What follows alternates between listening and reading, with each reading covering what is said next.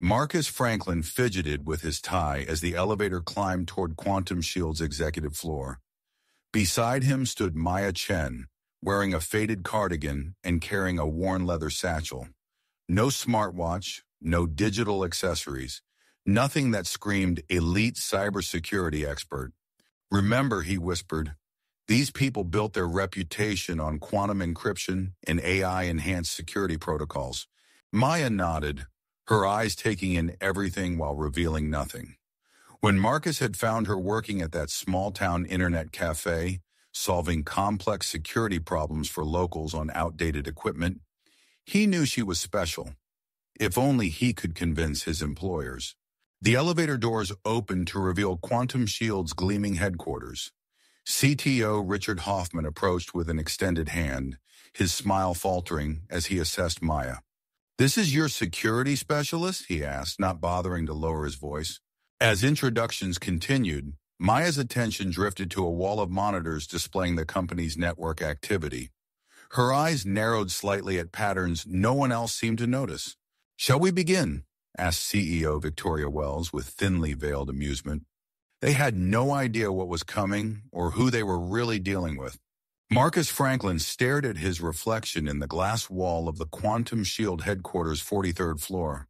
3 years at the company, and he still felt the imposter syndrome creeping in whenever he walked these halls. The sleek, ultra-modern building in downtown San Francisco housed over 2,000 employees working at the cutting edge of cybersecurity black-clad tech wizards with multiple degrees from MIT, Stanford, and Caltech. "Franklin, got a minute?" Marcus turned to see Elena Cruz, Quantum Shield's Director of Security Operations, striding toward him with her characteristic intensity.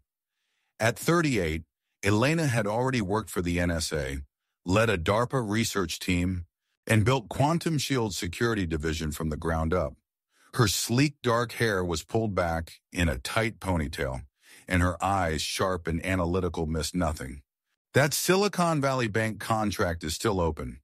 We need someone exceptional for their security overhaul," she said, not bothering with pleasantries.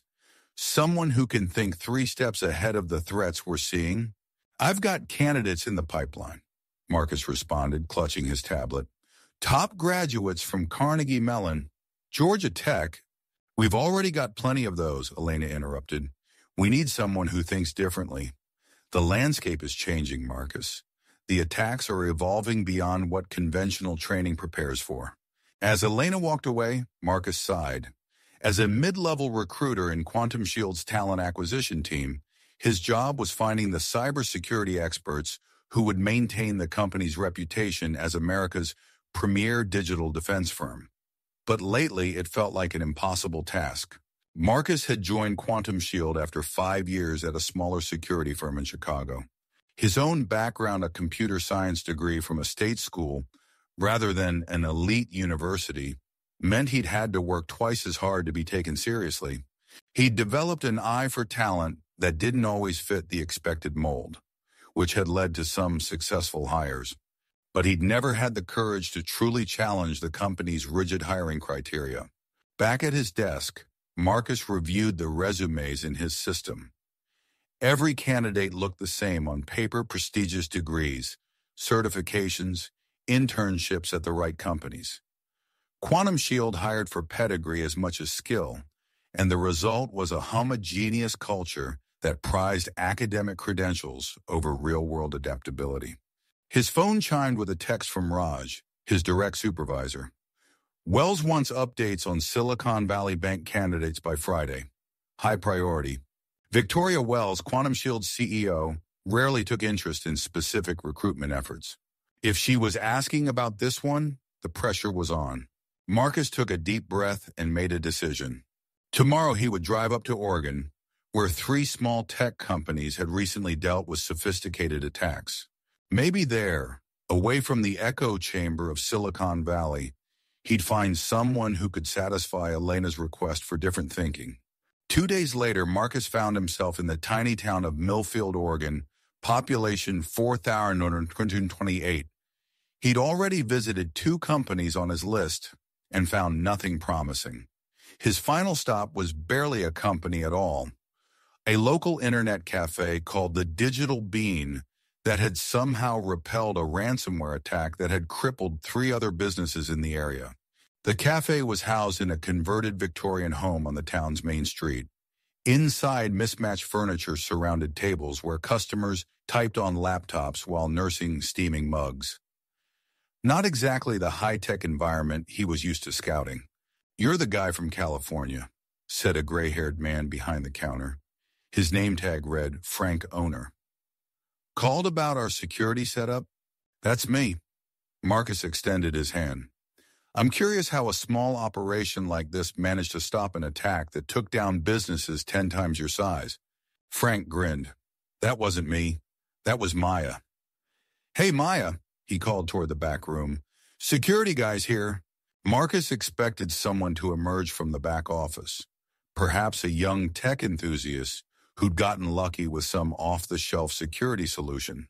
Instead, a woman in her early 30s stepped out from behind a beaded curtain, wiping her hands on a faded apron. She wore jeans and a simple button-down shirt with wire-rimmed glasses perched on her nose. Her black hair was pulled back in a practical ponytail, and she wore no makeup or jewelry. "Maya Chen," she said simply, extending her hand. Her grip was firm, her eyes direct and assessing. "Marcus Franklin, Quantum Shield. I'm here about the cyber attack you prevented." Maya nodded. "Let me finish with this customer's laptop and we can talk." Marcus watched as she returned to a small workspace in the corner. A middle-aged woman hovered anxiously as Maya opened an ancient-looking laptop.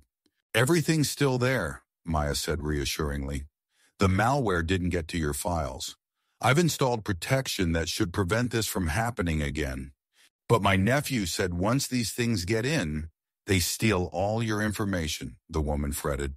"Not this time," Maya said with quiet confidence. "We caught it early. Your banking information is safe, and I've added 2-factor authentication to your accounts." The woman looked relieved.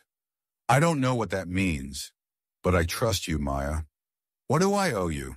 "The usual rate. Frank will help you at the register." As the customer left, Maya gestured for Marcus to join her. Her workspace was surprisingly minimal: an old desktop computer, a few basic tools, and several notebooks filled with handwritten notes. "You wanted to know about the ransomware attack," she said, offering him a chair. "Yes." Marcus sat down, still trying to reconcile this unassuming woman with the person who had apparently thwarted a sophisticated cyber threat. The incident report said it was a new variant of CryptoLock that bypassed traditional defenses. Yet somehow, you stopped it here. Maya nodded. "It was an elegant piece of code. Unusual distribution method hiding and firmware updates for receipt printers. Most businesses automatically approve those updates." Marcus raised his eyebrows. Receipt printer firmware was an unexpected attack vector, and one that most security systems wouldn't monitor closely. "How did you detect it?" "I noticed patterns," Maya said simply. "The printer was connecting to an unusual IP range. I isolated it, examined the traffic, and found the malicious code before it could spread to the main network." "Just like that? Without advanced threat detection systems?" "Sometimes the simplest approaches work best." She shrugged. "I set up basic network segmentation here when I started helping Frank. Nothing fancy, just logical separations that would show unusual traffic patterns." For the next hour, Marcus asked questions about the attack and Maya's response. Her answers were concise, technically sound, yet strangely devoid of the jargon that permeated conversations at Quantum Shield. She described complex security concepts in accessible language, often using analogies that Marcus found refreshingly clear. "So how did you end up here?" he finally asked. "Your knowledge of attack methodologies suggests formal training." Something flickered across Maya's face, caution perhaps. "I learned in different places," she said carefully. "Some formal education, some self-taught. I worked at larger companies before, but..." She paused. "Let's just say I prefer environments where I can focus on the work, not office politics or appearances. And Frank lets you set up cybersecurity protocols for a small-town internet cafe?" Maya smiled slightly. "Frank's my uncle. When I moved here 3 years ago, he was having problems with his business network. I helped. Word got around. Now I help local businesses and residents with their security issues alongside making lattes. Marcus ran a hand through his hair, trying to process what he was seeing. Maya clearly had skills that went far beyond basic IT support. Her understanding of attack vectors and defense strategies suggested experience at a much higher level than this setting would indicate. Would you be willing to tell me more about your background? Professionally, I mean. Maya studied him for a moment. Why are you really here, Mr. Franklin? Quantum Shield doesn't send recruiters to investigate minor ransomware incidents in small towns. Marcus appreciated her directness. We're looking for security specialists who think differently. The Silicon Valley Bank needs an overhaul of their security architecture, and conventional approaches aren't cutting it anymore. And you thought you'd find that person here? Her tone wasn't mocking, just curious. Honestly, no. This was a long shot. But something about how you handled this incident caught my attention. He paused. Would you consider coming to San Francisco for an interview? Maya looked surprised, then skeptical. I don't think I'm what Quantum Shield is looking for. Why don't you let us decide that? She gestured around the cafe. I don't have the right pedigree. No fancy certifications on my wall, no cutting-edge equipment, just notebooks and observation. That might be exactly what we need right now. Frank appeared with 2 mugs of coffee. She's being modest, he said, setting them down. Maya's the real deal. Before she came here, she was just trying different paths, Maya interrupted firmly. Thank you, Frank. The older man raised his eyebrows but retreated, leaving Marcus even more intrigued. Look, Marcus said, leaning forward. I don't know what your story is, but I do know that you understood that attack vector before anyone else did, and you protected this business when others failed. That's worth exploring. Maya remained silent, stirring her coffee thoughtfully. Just come for the interview, he pressed. One day, if it's not a fit, no harm done. But if it is, you realize your colleagues will take one look at me and assume you've lost your mind? There was a hint of amusement in her voice now. Probably, Marcus admitted, but I'm willing to take that risk. Maya studied him for a long moment, then sighed. When would this interview be? Next Tuesday. I can email the details. She nodded slowly. I'll consider it, but I want to be clear. I won't pretend to be something I'm not. No power suits, no technical jargon, just to impress people. That's exactly why I'm asking, Marcus said. We need someone who sees what others miss. The packaging doesn't matter. As he left the digital bean an hour later, Marcus felt both excitement and trepidation. Maya Chen didn't fit the Quantum Shield mold at all. Her methods were unconventional, relying on careful observation and first principles rather than automated tools. She took notes by hand, preferred direct examination of systems to running prepackaged scans, and explained complex concepts with simple analogies. Yet something told him she was exactly the kind of talent Elena had been asking for, someone who thought differently, who could anticipate threats before they materialized. Whether his colleagues would see past her unassuming appearance was another question entirely. His phone buzzed with an email from Raj. Wells asking for interview schedule. Send candidates ASAP. Marcus took a deep breath and began composing his response, listing Maya Chen as his primary recommendation. He was either about to make the best professional decision of his career or the worst. Only time would tell which. The flight from Portland to San Francisco gave Marcus plenty of time to question his sanity. Outside the window, clouds parted to reveal the rugged Northern California coastline, but he barely noticed the view. His mind was fixated on the email he'd sent yesterday, recommending Maya Chen, a woman with no verifiable credentials who worked in a small-town internet cafe for one of Quantum Shield's most important client projects.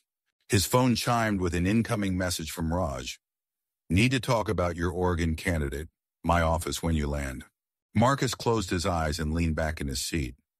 Raj Patel had hired him 3 years ago, taking a chance on someone without the typical Silicon Valley pedigree. Marcus respected him tremendously, which made the upcoming conversation even more difficult. When he arrived at Quantum Shield headquarters 2 hours later, Marcus walked straight to Raj's office on the 38th floor. Through the glass walls, he could see his boss on a video call, gesturing emphatically. Raj spotted him and waved him in, quickly ending his call. "So," Raj said, leaning back in his ergonomic chair, "tell me about this Maya Chen, who's apparently going to revolutionize our approach to the Silicon Valley Bank project." Marcus took a deep breath. "She stopped a sophisticated ransomware attack that bypassed conventional defenses at 3 other companies. She identified an attack vector through receipt printer firmware that nobody else caught." "Impressive," Raj acknowledged, "but her resume is unusual." He pulled up a file on his tablet. "No advanced degrees, no major corporate experience in the last 3 years. No publications or conference presentations. Yet you're putting her forward for a high-visibility project? I know it seems unconventional." "It seems career suicide," Raj interrupted, though his tone remained gentle. "Marcus, you know how things work here. Victoria Wells expects pedigree. Richard Hoffman wants technical credentials he can brag about to clients. And Elena Cruz wants results," Marcus countered. "She specifically asked for someone who thinks differently." "Different is good. Unqualified is not." Raj sighed. "Look, I trust your instincts. You've spotted talent before. But this is a major client, and Wells is personally invested in this one." Marcus leaned forward. "Give her 15 minutes in the technical interview. That's all I'm asking. If she doesn't impress Elena within 15 minutes, I'll withdraw the recommendation." Raj studied him for a long moment. "This is really important to you." "It is. Why?" The question caught Marcus off guard. Why was he risking his professional reputation on someone he'd met just days ago? He thought about Maya's calm confidence as she explained complex security concepts without pretense, her ability to see patterns others missed. "Because we keep hiring the same types of people and expecting different results," he finally said. "Maya approaches problems from first principles. She doesn't rely on automated tools to do her thinking for her. That's rare." Raj nodded slowly. "All right, she gets her interview slot on Tuesday. But Marcus," his expression grew serious, "Victoria will be there. She's taking a personal interest in this hire." Marcus felt his stomach drop. The CEO sitting in on a mid-level technical interview was unprecedented and terrifying. "Thanks for the warning." As he left Raj's office, Marcus pulled out his phone. Maya had agreed to come, but he hadn't heard from her since leaving Millfield. He composed a text. "Interview confirmed for Tuesday, 10 a.m. Let me know when you arrive in SF. I can meet you beforehand." Her response came an hour later. "Taking the train down Monday afternoon. Will be ready Tuesday morning." Short and to the point, just like Maya herself. Monday evening found Marcus pacing the lobby of the Hotel Zenith, a modest establishment several blocks from Quantum Shield's gleaming headquarters. Maya had chosen it herself, rejecting his offer of the luxury hotel where Quantum Shield typically housed interview candidates. When she walked through the doors at 7:30 p.m., Marcus almost didn't recognize her. She wore the same practical jeans and button-down shirt he'd seen in Millfield, with a simple backpack slung over one shoulder. Among the business travelers in suits and tourists in designer casual wear, she stood out for her complete lack of pretension. "Maya," he called, walking over to greet her. "How was your trip?" "Long," she said, shaking his hand, "but productive. I read up on Quantum Shield's public security protocols." Marcus raised an eyebrow. "Find anything interesting?" A hint of a smile touched her lips.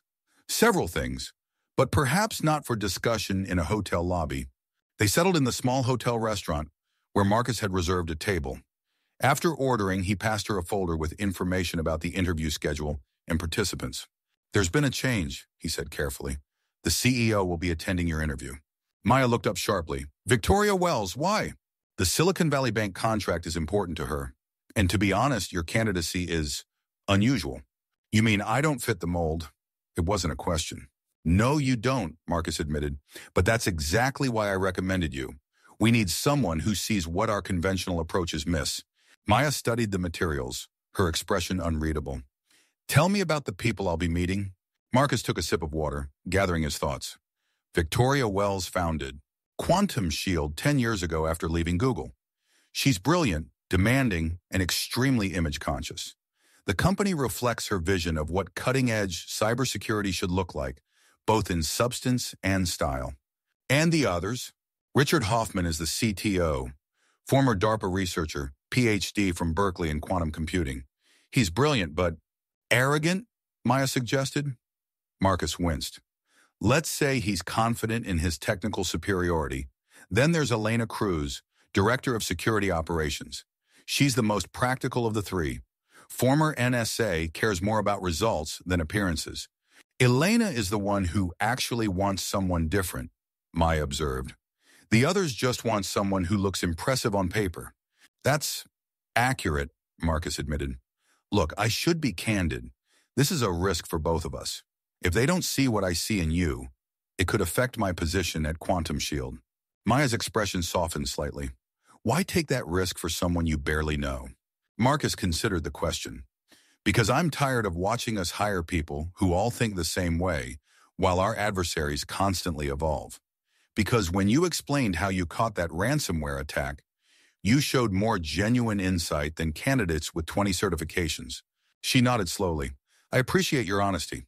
After a pause, she added, You should know I turned down offers from larger firms before moving to Millfield. May I ask why?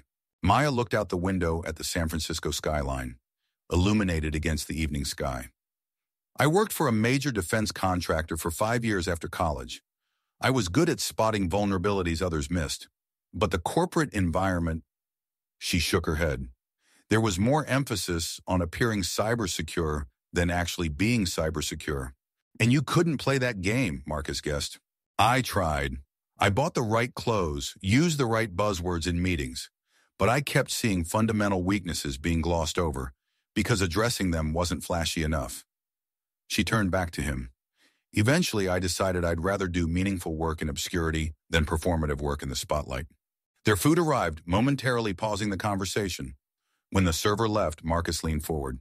Tomorrow, they're going to ask why you've been working in a cafe for the past 3 years instead of advancing your career. And I'll tell them the truth. I never stopped advancing my skills, just my job title. She took a bite of her meal. I've had more time to deeply study emerging threats without corporate distractions. They might not understand that perspective. Maya shrugged. Then I'm not the right fit for Quantum Shield. Marcus felt a flash of panic. Maybe we should practice some of the likely technical questions. Marcus, Maya interrupted gently, I know you're trying to help, but I won't prepare scripted answers or pretend to be someone I'm not. Either my skills and approach are what they need, or they're not. Her quiet confidence left Marcus both impressed and terrified for tomorrow's interview. As dinner continued, they discussed cybersecurity trends, and Maya's insights repeatedly surprised him. She had a way of cutting through complexity to identify core vulnerabilities that most security professionals missed in their focus on sophisticated defenses. By the time they parted for the evening, Marcus's conviction had strengthened. Maya Chen was exactly what Quantum Shield needed, if only the leadership could see past her unassuming exterior. Tuesday morning arrived with fog shrouding San Francisco's skyline. Marcus waited in the lobby of Quantum Shield headquarters, checking his watch every few minutes. Though they had agreed to meet at 9:30, giving them 30 minutes before the interview, Maya hadn't arrived yet. At 9:28, the revolving doors turned, and she walked in. She wore the same clothes as yesterday, simple jeans, a navy button-down shirt, and practical shoes. Her hair was pulled back in its usual ponytail, and she carried the same worn backpack. In the ultra-modern lobby filled with people in designer business attire, she stood out like a sparrow among peacocks. Good morning, Yerm, she said calmly. Morning, Marcus replied, trying to hide his anxiety. Ready for this? As ready as I'll ever be. As they walked toward the security desk, Marcus noticed several colleagues glancing their way with curious expressions. At the elevator, they encountered Elena Cruz, impeccably dressed in a tailored black suit. Marcus, she nodded, then turned her analytical gaze to Maya. You must be Ms. Chen. Just Maya is fine, she replied, meeting Elena's gaze directly. Elena's expression revealed nothing as they rode the elevator to the 45th floor. When the doors opened, she turned to Maya. Before we join the others, I wanted to ask, why did you decide to interview with us? From what I understand, you've intentionally stayed away from corporate environments. Maya considered the question. I'm interested in solving meaningful security challenges. The Silicon Valley Bank project seems to be one. And that's enough to pull you away from your cafe? The slight hesitation before the last word was the only indication of Elena's skepticism. The nature of the work matters more to me than the setting, Maya replied. Elena studied her for a moment longer, then nodded almost imperceptibly. This way. They followed Elena down a hallway lined with glass-walled meeting rooms until they reached the largest conference room at the end. Inside, Richard Hoffman was already seated, scrolling through his tablet. Across from him sat Victoria Wells, Quantum Shield's formidable CEO. Victoria rose as they entered. In her early 40s, she projected authority through every aspect of her appearance, from her perfectly styled blonde hair to her designer suit and the diamond-studded watch that gleamed on her wrist. Ms. Chen, she said, extending her hand. Welcome to Quantum Shield. I understand you've taken quite a journey to join us today. Thank you for the opportunity, Maya replied, her handshake firm and direct. Richard looked up from his tablet, making no effort to hide his assessment of Maya's appearance. We normally ask candidates to prepare a technical presentation, he said. Did Marcus inform you of that requirement? He did, Maya confirmed. I'm ready when you are. Richard exchanged a glance with Victoria, clearly communicating his doubts without words. Marcus felt his heart sink. The interview hadn't even properly begun, and the judgment was already evident in their expressions. Please, have a seat, Victoria gestured to the chair at the head of the table, the position where candidates were traditionally put on display for questioning. As Maya calmly took her seat and removed a simple notebook from her backpack, Marcus noticed something unexpected. The faintest smile playing at the corners of Elena's mouth as she observed her colleagues' reactions. Well then, Victoria said, her tone revealing nothing of her thoughts. Let's begin. Marcus took his seat along the wall, the traditional place for recruiters during these sessions. As the executives arranged their tablets and prepared their questions, he caught Maya's eye. She gave him a small, reassuring nod, as if she were the one concerned for him rather than the other way around. In that moment, Marcus realized that regardless of the outcome, Maya Chen was exactly who she presented herself to be. A woman confident in her abilities and uninterested in pretense. Whether Quantum Shield could recognize her value, beneath her simple exterior remained to be seen. The interview was about to begin, and Marcus had never felt more uncertain about a professional decision in his life. Victoria Wells tapped her manicured fingernails against the glass conference table, her expression professionally neutral as she addressed Maya. Let's start with your background. Walk us through your relevant experience in enterprise cybersecurity. The question was standard, but the emphasis on relevant spoke volumes. Marcus shifted uncomfortably in his seat along the wall, already sensing the direction this interview would take. I began at Meridian Defense Systems, Maya replied evenly. 5 years there, primarily focused on identifying novel attack vectors in supposedly secure systems. After that, I've worked independently, consulting for small businesses and conducting my own research into emerging threats.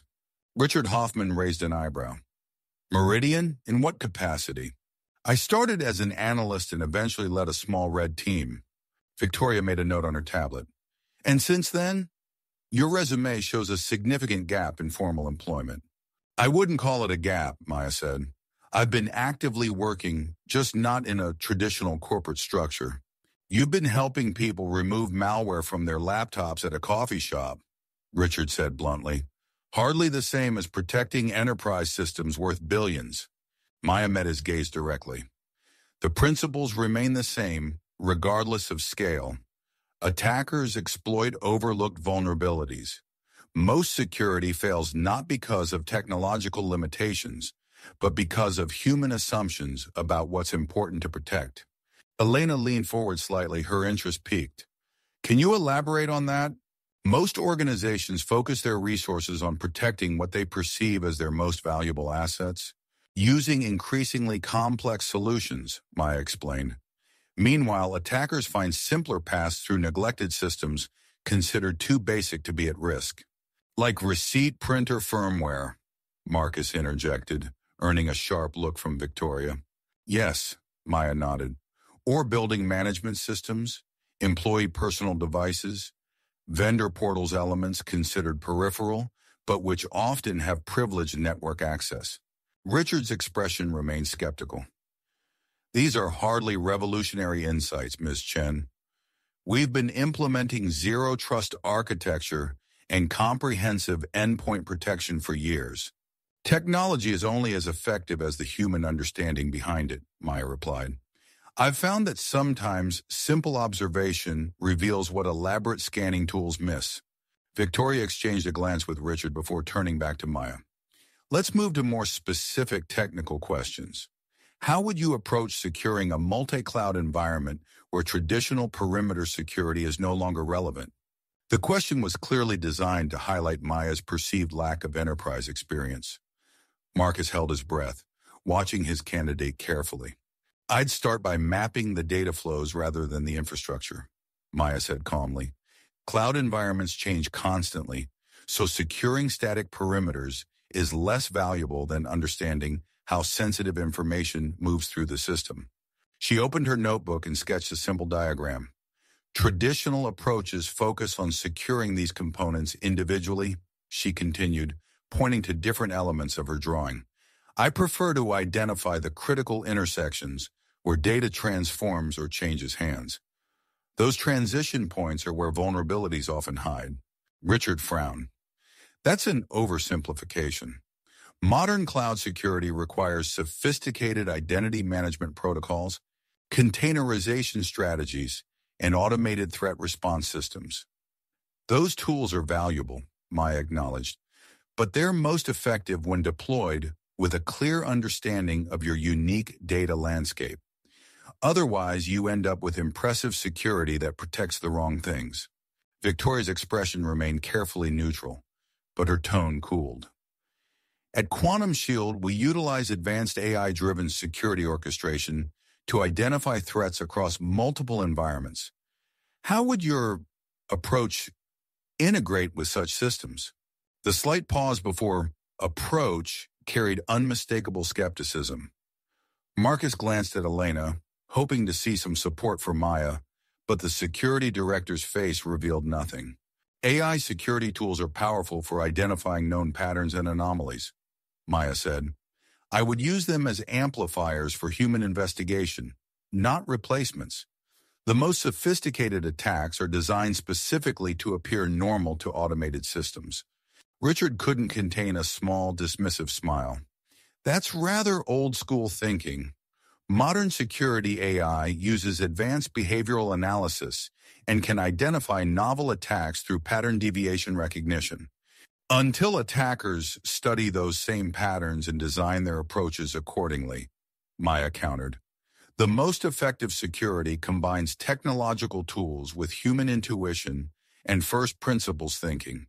Victoria made another note, then set down her tablet. Let's try something more concrete. We'll present you with a scenario. She nodded to Elena. Elena leaned forward. You're securing a financial institution's trading platform. They've experienced unusual latency issues across their network for 3 consecutive days, always between 2:15 and 2:22 p.m. No alerts have been triggered by their security systems. What's your approach? Maya considered the question. First, I'd want to know what happens at the company around that time. Are there scheduled processes, backups, or report generation? Is there a market event that occurs at 2:15? Context matters before technology. Assume standard operations with no scheduled events during that time frame, Elena pressed. Then I'd examine what's not being monitored rather than what is. 7 minutes of consistent timing suggests a deliberately planned event. Maya thought for a moment. I'd look at protocols that might be exempt from standard monitoring internal administrative tools, diagnostic systems, or maintenance channels. Richard interrupted. Our standard approach would be to deploy network traffic analyzers across all segments and use machine learning to identify anomalous patterns in the captured packets. That's certainly one approach, Maya acknowledged. But if I suspected a sophisticated attack, I'd also physically observe network equipment during the time window. Sometimes indicator lights reveal traffic patterns that monitoring software misses, especially if the attackers are manipulating the monitoring systems themselves. Richard let out a short, incredulous laugh. You're suggesting we should watch router lights blinking instead of using advanced analytics? As a complement, not a replacement, Maya said calmly. Different perspectives reveal different vulnerabilities. Victoria's expression had shifted from neutral to subtly dismissive. Ms. Chen, at Quantum Shield, we pride ourselves on deploying cutting-edge security solutions. Your methods seem rather rudimentary. Sometimes the most effective solutions are simple, Maya replied. Complexity can create its own vulnerabilities. Richard leaned back in his chair, making no effort to hide his amusement. Let me be direct. Silicon Valley Bank needs comprehensive protection against nation-state level threats and organized criminal enterprises. They're not worried about someone installing malware at their local coffee shop. Maya's expression remained calm despite the clear condescension. Actually, several major financial breaches began with compromises of seemingly innocuous systems vendors, contractors, peripheral networks. Attackers prefer the path of least resistance. Victoria glanced at her watch. Let's shift to a more advanced topic. How would you approach quantum-resistant cryptography implementation for a legacy financial system? The question was clearly beyond what would be expected for this role, a deliberate attempt to expose Maya's limitations. Marcus felt a flare of indignation on her behalf. Maya paused before answering. I'd focus first on identifying which systems actually require quantum resistance in the near term. Not every encryption need faces the same threat timeline. All financial systems will eventually need quantum resistance, Richard interjected. Yes, but prioritization matters, Maya continued. I'd identify systems handling long-term sensitive data first, then implement lattice-based cryptography where immediate protection is necessary while developing a phased approach for the rest. Richard's eyebrows rose slightly. He hadn't expected a coherent answer. And your experience with post-quantum cryptographic implementations is theoretical rather than practical, Maya admitted. But the principles of staged implementation and risk prioritization remain sound regardless of the specific technology. Victoria and Richard exchanged a glance that clearly communicated their shared assessment. Marcus recognized that, look, they'd already decided Maya wasn't suitable. As the interview continued, the pattern became increasingly obvious. Victoria and Richard asked questions designed to showcase Maya's lack of enterprise experience, while Maya responded with straightforward approaches that eschewed technical jargon in favor of clarity. After 40 minutes, Victoria set down her tablet. Well, Ms. Chen, thank you for sharing your perspective. One final question. Why should Silicon Valley Bank entrust their security to someone who hasn't worked in a major financial institution or technology company in years? The question hung in the air, its dismissive undertone unmistakable. Marcus held his breath. Maya met Victoria's gaze directly. Because I see what others miss. I identify vulnerabilities based on first principles, not conventional wisdom. And I've spent the past 3 years studying attack methodologies without corporate constraints on my thinking. Richard couldn't suppress a small smile. That's certainly a unique selling proposition. Throughout the exchange, Elena had remained unusually quiet, studying Maya with an intensity that Marcus found hard to interpret. Now she leaned forward with her first substantive question in several minutes.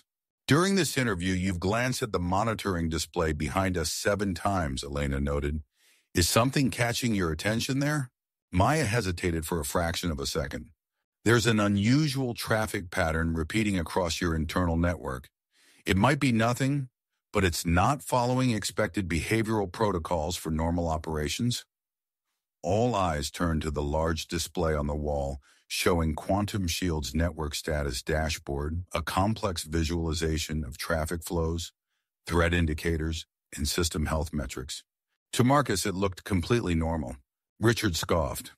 Our security operations center monitors that dashboard constantly.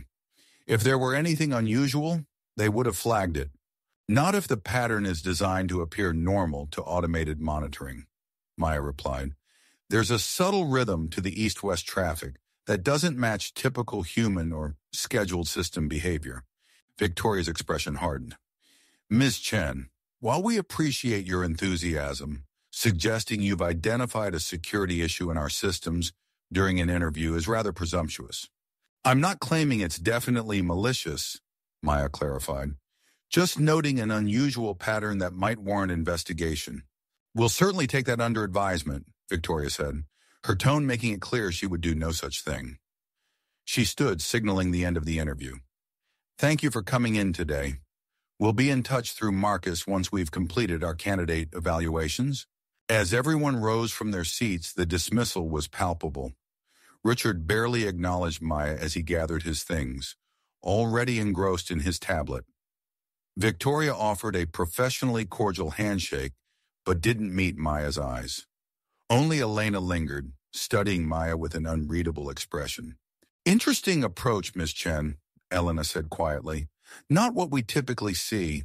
Maya nodded. Thank you for the opportunity. As Marcus escorted Maya from the conference room, he struggled to find words of encouragement. The interview had gone exactly as he'd feared. Maya's unconventional methods and simple presentation had been dismissed before they'd been truly considered. They're not going to hire me, Maya stated matter-of-factly as they waited for the elevator. They might still, Marcus began. It's all right, she interrupted gently. We both knew this was a long shot. They want someone who fits their image of cutting-edge security. The elevator doors opened, and as they stepped inside, Marcus noticed Maya glance once more at the network monitoring display visible through the conference room's glass wall. Something in her expression, a flicker of concern, made him uneasy. That pattern you mentioned, he said quietly, is it really something to worry about? Maya hesitated before answering. In my experience, when something doesn't follow expected patterns, it's worth investigating, even if all the sophisticated tools say everything's fine. As the elevator descended toward the lobby, Marcus couldn't shake the feeling that they were all missing something important. Something that only Maya, with her simple observation-based approach, had managed to see. The lobby of Quantum Shield headquarters buzzed with the usual mid-morning activity as Maya and Marcus reached the ground floor. Employees hurried past, visitors waited to be escorted to meetings, and the massive digital display behind the reception desk showed the company's proprietary threat detection system at work. In a mesmerizing visualization designed more for visitor impressment than practical security monitoring. I'm sorry about how that went, Marcus said as they walked toward the exit. They didn't give your ideas fair consideration. Maya shrugged, but her attention had shifted to the lobby display. She stopped walking, her eyes narrowing as she studied the flowing data patterns. There it is again, she murmured. What? Marcus followed her gaze to the screen. The same traffic anomaly I noticed upstairs. She pointed to a particular section of the visualization.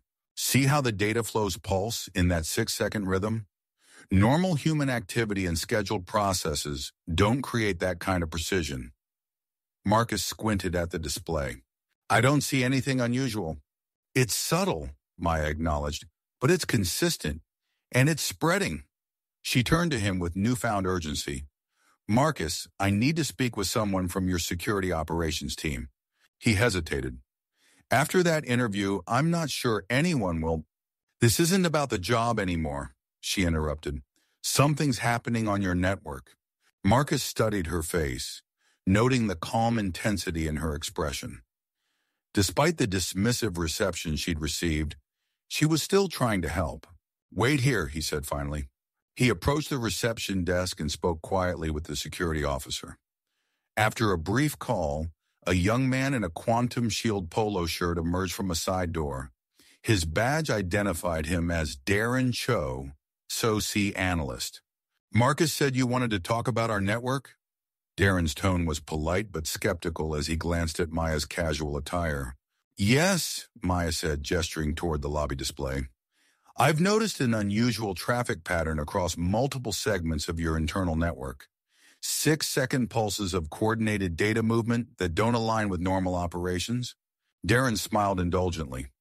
That's just our routine system maintenance protocols. They run constantly across the infrastructure.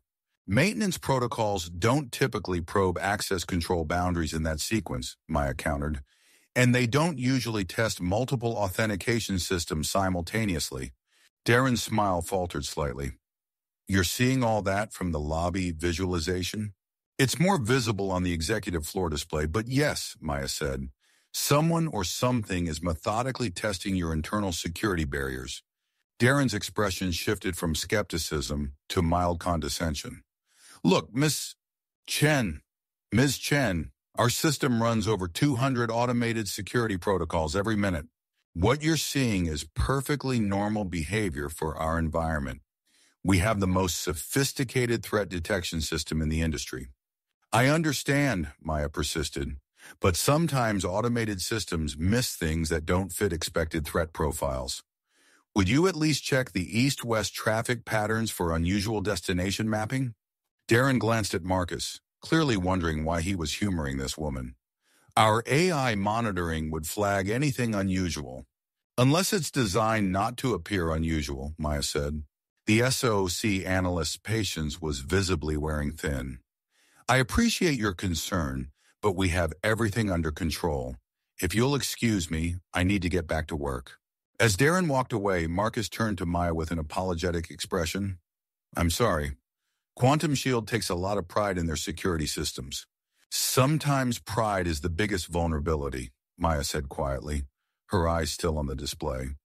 The most dangerous attacks are the ones that exploit our certainty that we can't be compromised.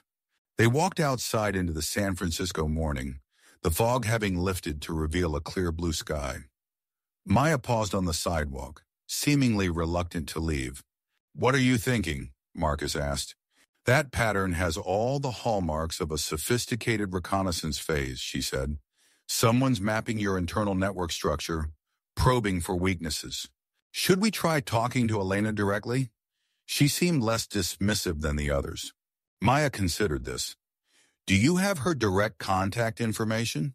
Marcus nodded and pulled out his phone to send a message. As he typed, Maya's attention was drawn to a delivery person entering the building, carrying what appeared to be a routine package. Something about the interaction with security, a fraction too long, a scan that repeated caught her attention. The attack vector, she murmured. What? Marcus looked up from his phone. Supply chain, Maya said, her voice taking on new urgency. Marcus, when did Quantum Shield last update its vendor security protocols? I don't know exactly. Why? Because sophisticated attackers often use trusted relationships as entry points. She nodded toward the delivery person, now disappearing into a service elevator. Regular deliveries, maintenance contractors, catering services, they all have some level of access that bypasses standard security. Marcus finished sending his message to Elena. She's in a meeting but says she can meet us in the cafe across the street in 30 minutes. Good, Maya said, because I'm increasingly certain your company is under active attack. The cafe across from Quantum Shield headquarters was crowded with tech workers hunched over laptops and tablets. Maya and Marcus found a table in the corner where they could watch the towering glass building across the street while waiting for Elena. Tell me more about what you saw, Marcus said, setting down 2 cups of coffee. Maya took a sip before answering. There were multiple indicators. The traffic pattern was the most visible, systematic probing, disguised as routine processes. But there were other signs too. The network visualization showed microsecond latency spikes in authentication systems, suggesting someone is capturing and analyzing credential validation responses. Marcus frowned. Wouldn't that trigger alerts? Not if it's done slowly and methodically enough to appear as normal network fluctuation, Maya explained. It's like boiling a frog. Each individual change stays below the alert threshold. But you noticed. Because I was looking at patterns, not individual events, Maya said. Most security monitoring is designed to identify known threat signatures or significant anomalies. But the most sophisticated attacks deliberately avoid triggering those conditions. They fell silent as Elena Cruz entered the cafe. Despite her composed exterior, there was a tension in her movements that hadn't been present earlier. She spotted them and walked directly to their table. "I can give you 15 minutes, she said, taking a seat without ordering anything. "Marcus said you had security concerns." Maya nodded. "Your network is exhibiting signs of a sophisticated reconnaissance operation. The pattern suggests an advanced persistent threat actor, mapping internal resources and testing access boundaries." Elena's expression remained professionally neutral. "Our security operations center monitors all network activity continuously. No alerts have been triggered. Because this particular pattern is designed to stay below alert thresholds," Maya explained, "it's the consistency that reveals it. 6-second pulses across different segments, always probing slightly different areas, but with similar methodologies." "That's a bold claim based on watching our lobby display for a few minutes," Elena said, though her tone lacked the dismissiveness Richard and Victoria had shown. "It wasn't just the display," Maya continued. "I also noticed unusual badge scanning behavior at your security checkpoint, and your building management system appears to be experiencing intermittent communication with certain floor controllers." Elena's eyebrows rose slightly. "You observed all that during your brief visit?" "I noticed patterns," Maya said simply. "It's what I do." Elena studied her for a moment. "Let's say hypothetically you're right. What would you suggest?" "Implement manual monitoring of east-west traffic patterns immediately. Look specifically for 6-second pulses of credential validation attempts across disparate systems. Check your vendor access protocols for any recent changes or anomalies. And examine any new hardware or software updates installed in the past 72 hours. Elena took out her phone and made a brief note.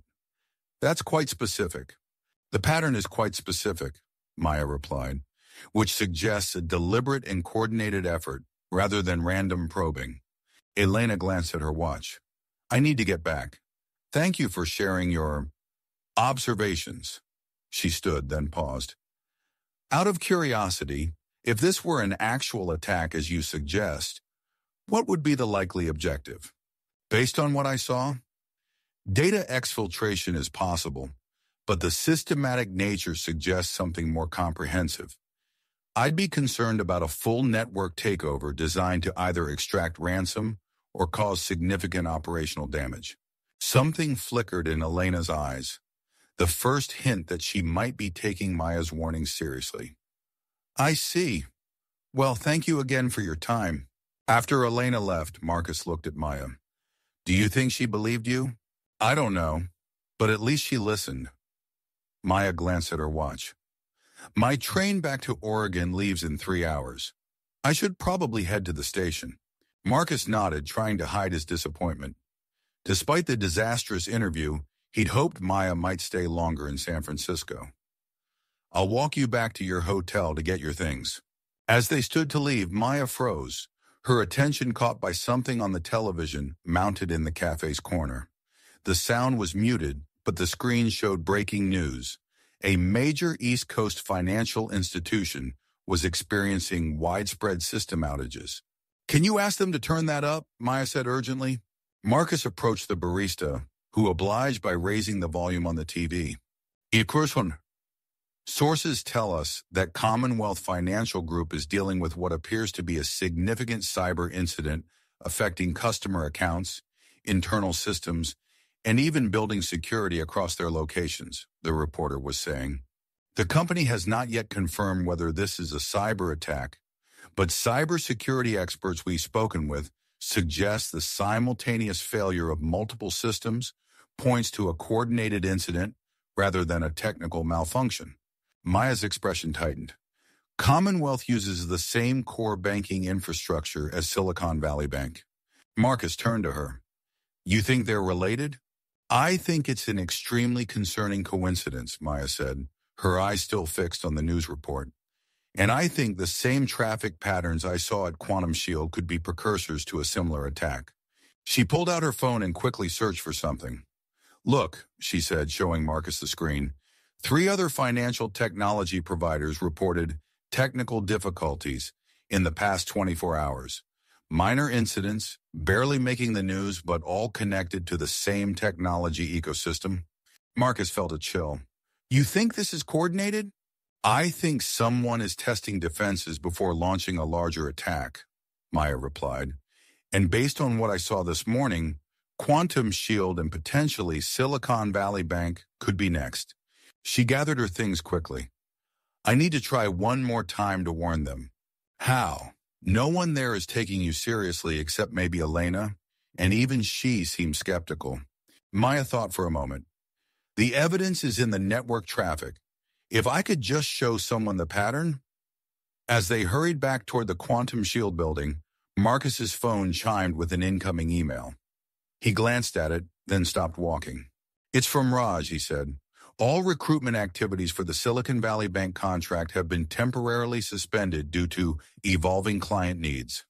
That's unusual. Maya looked toward the gleaming headquarters across the street. Something's happening. Just then, Marcus's phone rang. Elena Cruz was calling. He answered and put it on speaker. Marcus, Elena's voice was tightly controlled. Is Ms. Chen still with you? Yes, she's right here. Bring her back to the building. Use the executive entrance on the south side. Don't tell anyone she's coming. Elena paused. It seems her observations might have merit after all. As they hurried toward the indicated entrance, Maya noticed something that made her pulse quicken. The subtle flicker of the Quantum Shield building's external lights. A momentary dimming that would be imperceptible to most observers, but which suggested the building management system was experiencing power regulation issues. It's already starting, she said quietly. What is? Marcus asked, breathless, as they rushed toward the entrance. The attack. We may already be too late. Elena Cruz was waiting at the executive entrance, her normally composed face tight with tension. She scanned her badge twice before the door unlocked, an unusual occurrence that Maya immediately noted. Thank you for coming back, Elena said, leading them swiftly toward a private elevator. We've detected unusual network behavior across multiple systems. Nothing definitive yet, but enough to warrant investigation. When did you first notice it? Maya asked as the elevator doors closed. About 20 minutes after you left. One of our analysts decided to check the traffic patterns you mentioned. Elena gave Maya an evaluating look. He found the 6-second pulses. The elevator required both Elena's badge and fingerprint authentication, suggesting they were headed to a secure area. As they descended rather than ascending, Marcus raised an eyebrow. The Security Operations Center is underground? He asked. Elena nodded. Faraday cage construction, dedicated power supply, air-gapped backup systems. It's designed to remain operational even if the main building is compromised. The elevator opened onto a sleek, dimly lit space dominated by massive display screens. About 20 analysts sat at workstations arranged in concentric semicircles, all facing the main wall of monitors. The atmosphere was tense but controlled, with hushed conversations and rapid typing, creating a backdrop of urgent activity. A tall man with salt and pepper hair approached them immediately. Elena, we've identified similar patterns in 14 additional subsystems, including the building management network. He glanced curiously at Maya. Darren told me about your conversation, he said, extending his hand. James Warner, SOC Director. I wish we'd taken your warning more seriously. What's the current situation? Maya asked, skipping pleasantries. James led them to the central monitoring station. We've got unusual authentication attempts across multiple systems, subtle data movement between normally isolated network segments, and intermittent access control irregularities. Classic precursors to a coordinated attack, Maya observed, studying the displays. Have you isolated the initial infection vector? Not yet. We've been unable to determine when or how the intrusion began. Maya scanned the screens, taking in the complex visualization of Quantum Shield's network infrastructure. May I? James hesitated, then nodded. Maya sat at his workstation and began typing, navigating through monitoring systems with surprising speed. Within minutes, she had configured a custom dashboard showing traffic patterns that weren't highlighted in the standard displays. There, she said, pointing to a subtle rhythm of data movement across different segments. The attack isn't targeting your crown jewels directly. It's establishing persistence in peripheral systems first. Elena leaned closer. Building management, HVAC controls, printer networks. Is systems considered too basic to pose serious security risks? Maya confirmed. But they all share one characteristic. They have some level of access to the main network, James finished, understanding dawning on his face. Trusted connections for operational purposes? Maya nodded. The attackers are creating a web of footholds.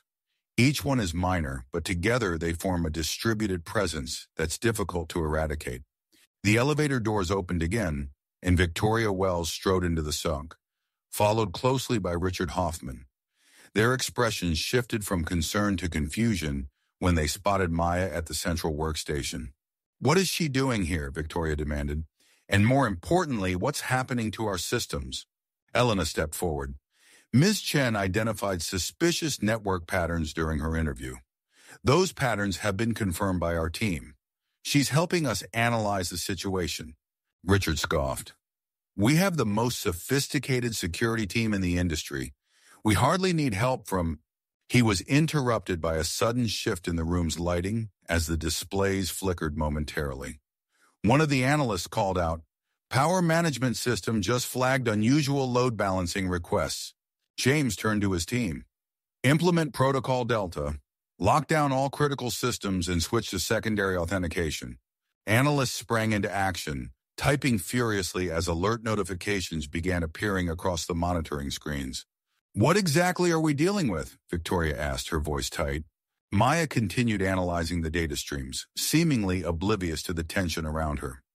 A sophisticated, multi-vector attack designed to establish persistent access across your entire infrastructure. She looked up.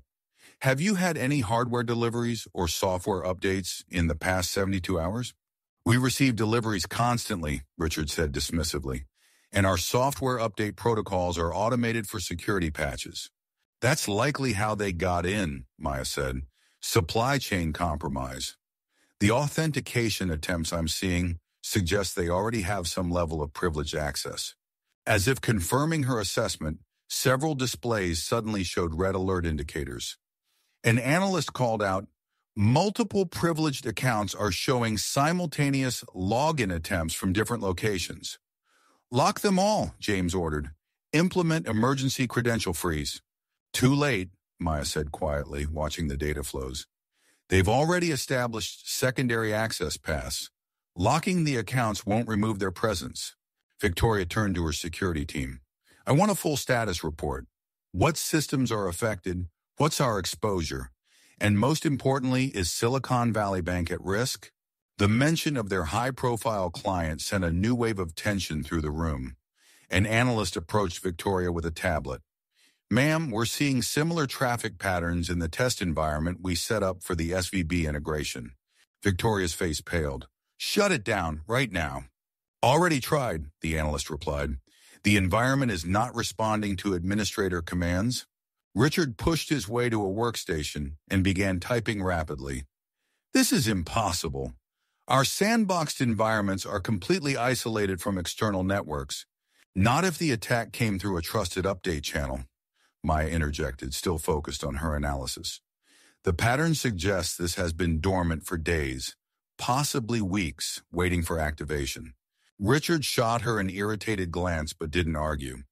The evidence was becoming increasingly difficult to ignore. Elena approached Maya. What would you recommend right now? Before Maya could answer, the main lights in the SOC suddenly dimmed, then switched to emergency power. Several of the monitoring screens went black momentarily before restoring with limited functionality. They're targeting our infrastructure, James said grimly. Power, cooling, physical security. They're going after everything at once. The room erupted into controlled chaos as analysts reported cascading failures across multiple systems. Building access controls were fluctuating, elevator systems were reporting errors, and most alarmingly, the climate control system for the server rooms was showing temperature spikes. Standard playbook isn't working, Elena observed, watching her team implement textbook incident response procedures with little effect. They've studied our defenses. Maya remained calm amidst the growing crisis, methodically analyzing traffic patterns and system behaviors. They're using our security measures against us, she said. Each response is triggering new attack vectors. Victoria approached Maya's workstation. Gone was the dismissive CEO from the interview. In her place stood a leader facing a potentially existential threat to her company. What are they after? Customer data? Intellectual property? This isn't about theft, Maya said, looking up from the screen. The pattern indicates a destructive intent. They want to disable Quantum Shield entirely. Richard had been working frantically at a nearby terminal. That's absurd. Who would benefit from destroying a cybersecurity company? Our competitors wouldn't dare the legal implications alone. It's not about competition, Maya interrupted. This is about sending a message. Quantum Shield represents the cutting edge of cybersecurity. Bringing you down demonstrates that no one is safe. A new wave of alerts flashed across the monitors as James called out. We're losing access to backup systems. Something's corrupting the authentication protocols. Maya's fingers flew across the keyboard as she navigated through layers of security monitoring. They're using a novel approach, she said. Instead of breaking encryption, they're manipulating the trust mechanisms themselves. She pointed to a particular data stream. See how the verification protocols are being redirected? The systems think they're getting legitimate authentication when they're actually connecting to compromised endpoints. Elena leaned over Maya's shoulder. So how do we stop it? Conventional methods won't work, Maya replied. The attack is too distributed, too embedded. We need to... Her analysis was interrupted by a sudden commotion as Raj Patel burst into the SOC. Victoria, we've just received word that Silicon Valley Bank is experiencing system outages. Their CISO is demanding to know if it's related to our integration project. Victoria's professionally maintained composure finally cracked. Tell me this isn't happening. We're about to lose our biggest client before we even fully onboard them. Richard was frantically working with several analysts, attempting to isolate critical systems. We need to implement the emergency quarantine protocol. Shut down all external connections. That won't work, Maya said, still focused on the monitoring data. The attack isn't coming from outside anymore. It's already inside, propagating across internal systems. And you're suddenly the expert on our infrastructure, Richard snapped, stress breaking through his professional veneer. Maya didn't engage with his hostility. I'm observing the evidence in front of us. The attack patterns indicate internal propagation using trusted system communications. James approached with another update. Credentials are being reset faster than we can secure them. Even administrative accounts are being compromised minutes after password changes. The situation was deteriorating rapidly. Analysts reported that critical database systems were showing signs of encryption activity, the beginning stages of what appeared to be a massive ransomware deployment. Building management systems were cycling erratically, causing lights to flicker and security doors to lock and unlock randomly throughout the headquarters. Marcus, who had been quietly observing from the periphery, moved closer to Maya. This is exactly what you warned about, isn't it? She nodded grimly. The reconnaissance I observed this morning was the final preparation phase. The attack was already positioned and ready to launch. Victoria overheard their exchange and approached. You genuinely saw this coming? From just observing our network displays? I recognize the pattern, Maya said simply. It's similar to techniques I've documented in my independent research. Victoria seemed about to respond when an analyst called out. We've got something coming through on the main communication system. The central screen flickered and then displayed a simple text message. Security is an illusion. Quantum Shield has fallen. Your clients are next. The room fell silent as the implications sank in. This wasn't just an attack on Quantum Shield, it was a demonstration, meant to prove that even the most sophisticated cybersecurity firm in the country could be brought down. Elena was the first to break the silence. "We need to implement the Genesis protocol." Victoria's head snapped around. "That's a last resort. We've never had to use it. We've never faced anything like this before," Elena countered. Richard joined them. "Genesis means taking everything offline, completely dark. We'd be effectively shutting down the entire company." "Better than letting the attackers control our systems," Elena argued. "At least we'd deny them further access."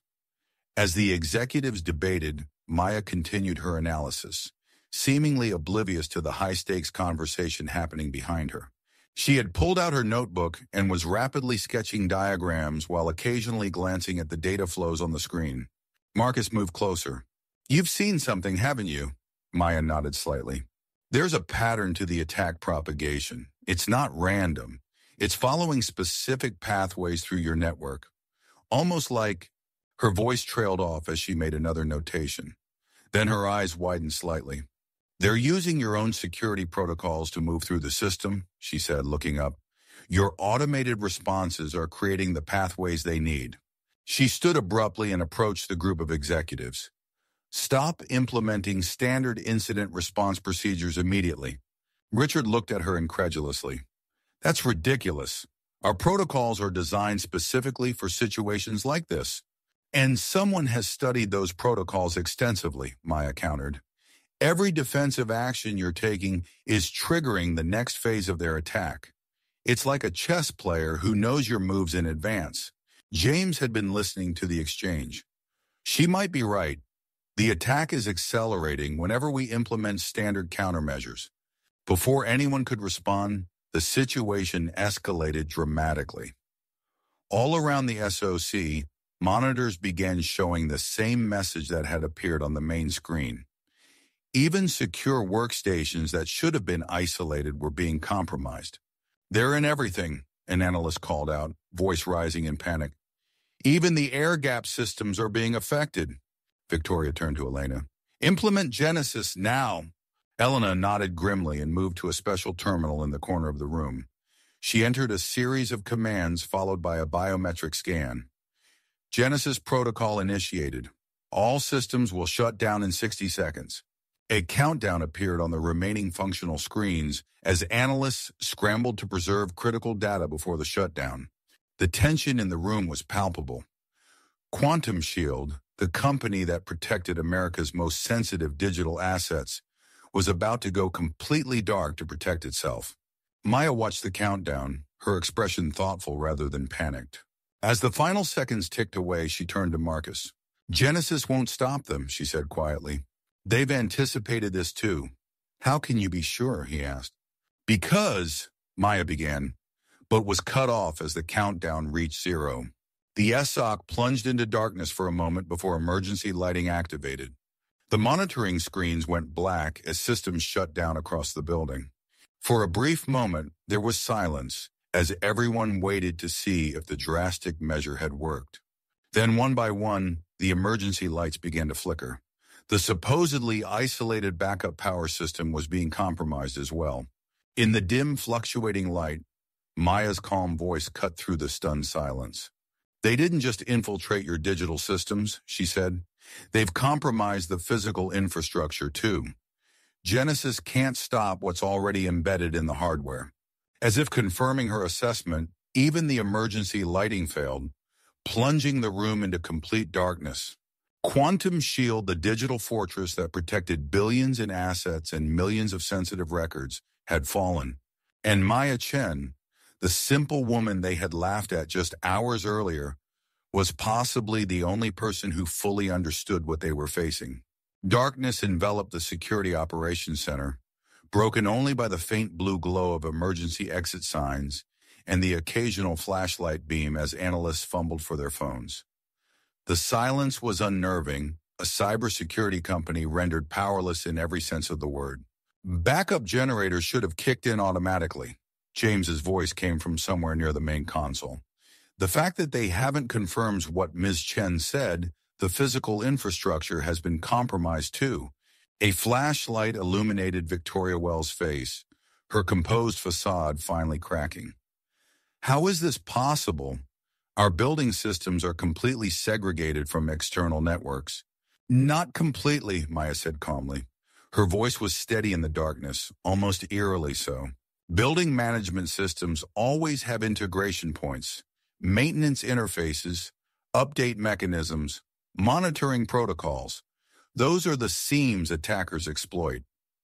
Several phone flashlights turned in Maya's direction as she stood in the center of the room, seemingly unfazed by the chaos around her.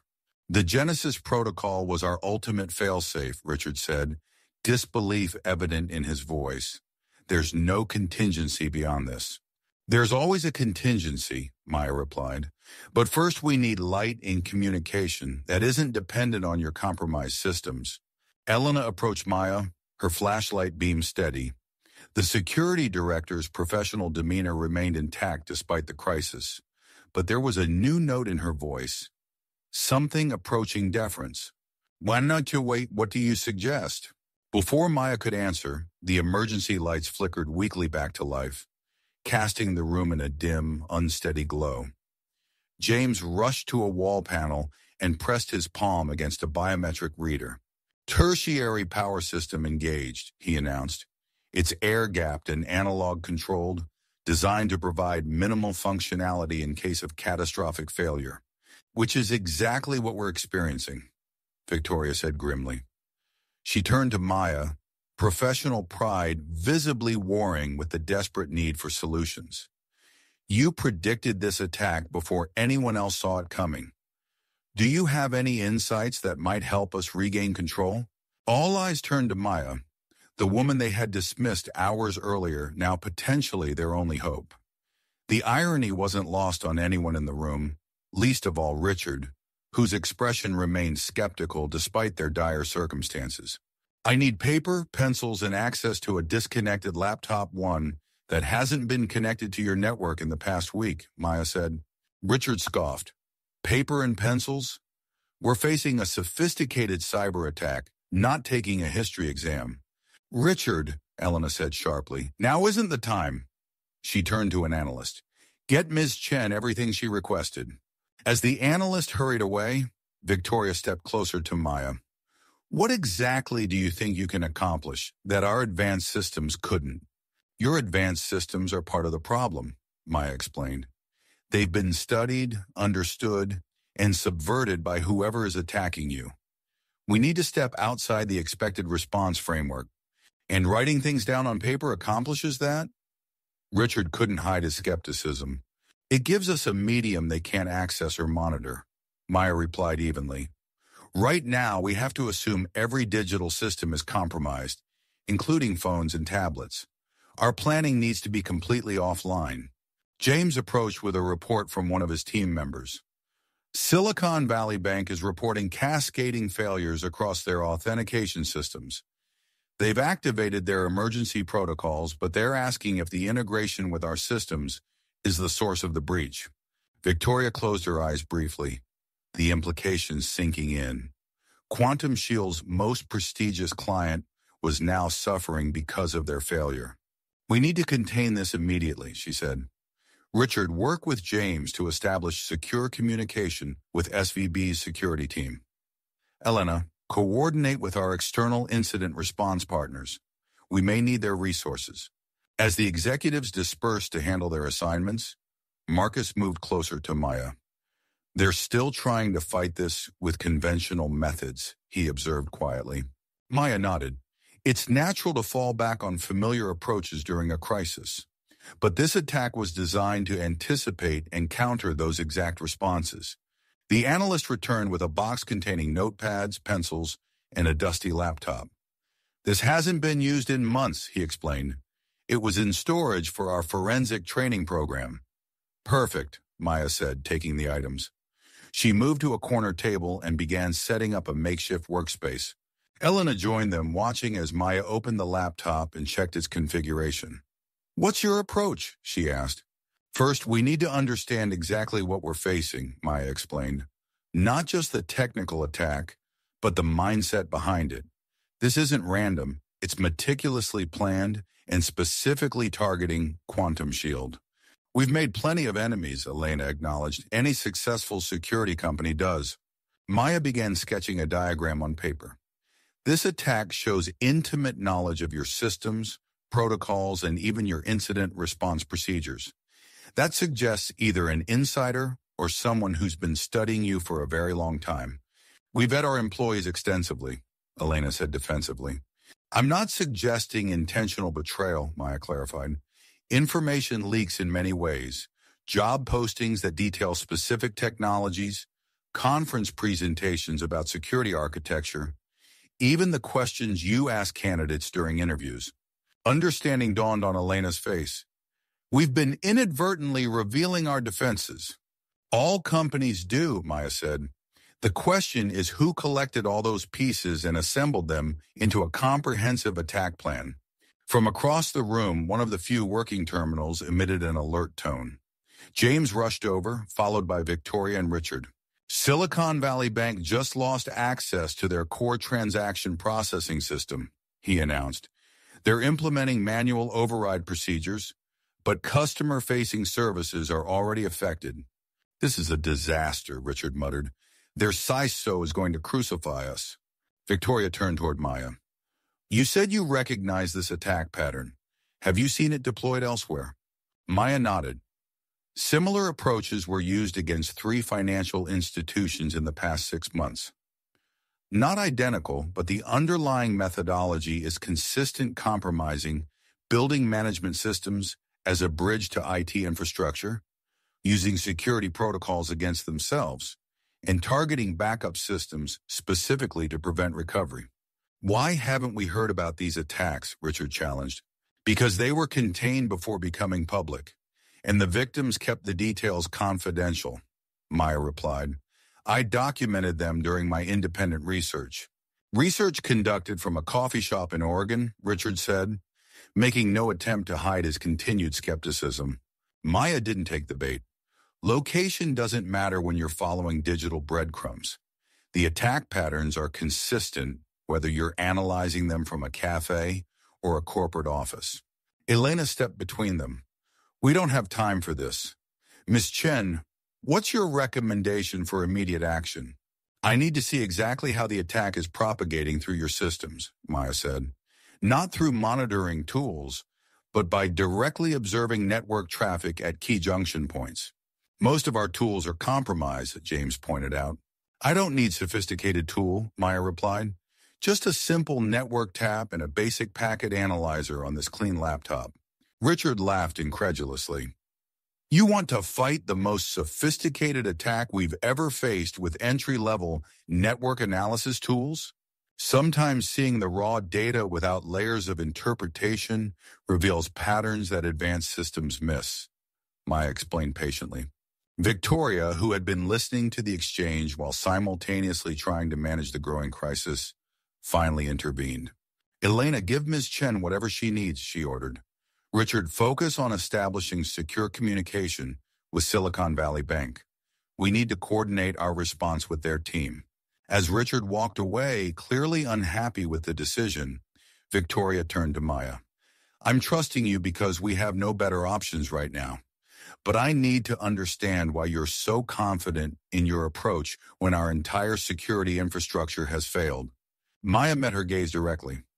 Because I've been tracking this threat actor for 2 years, ever since they first appeared on the dark web offering zero-day exploits for building management systems.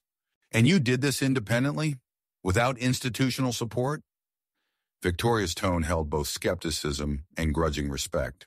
Sometimes working outside formal structures provides freedom to follow unconventional paths, Maya replied.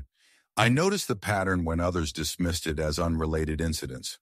Before Victoria could respond, James called out from across the room, We've established basic connectivity to an isolated segment of our network.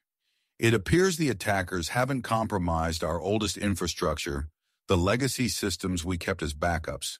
A spark of interest flashed in Maya's eyes. That's our opportunity. Old systems often lack the sophisticated integration points that modern attacks exploit. She turned to Elena. Can you take me to where these legacy systems are physically located? They're in the original server room on the second basement level, Elena replied. We keep them operational for backward compatibility with certain client systems. I need to go there immediately, Maya said, gathering her notepad and the old laptop. Elena nodded to one of her security team members. Take Miss Chen to B2. Use the emergency stairwell. The elevators can't be trusted right now. As Maya prepared to leave, Victoria stepped closer. What exactly do you hope to find down there? A clean vantage point, Maya answered. Somewhere I can observe the attack without being part of the battlefield. The journey to the second basement level was illuminated only by emergency lighting and flashlights. Maya followed Elena and the security guard down the concrete stairwell, their footsteps echoing in the otherwise silent building. Most of headquarters is in evacuation mode, Elena explained as they descended. Non-essential personnel are being sent home while we tell them it's a systems maintenance emergency. Good, Maya nodded. Fewer endpoints for the attackers to exploit. When they reached the basement level, Elena led them through a maze of utility corridors until they reached a heavy metal door marked Legacy Systems, Authorized Personnel Only.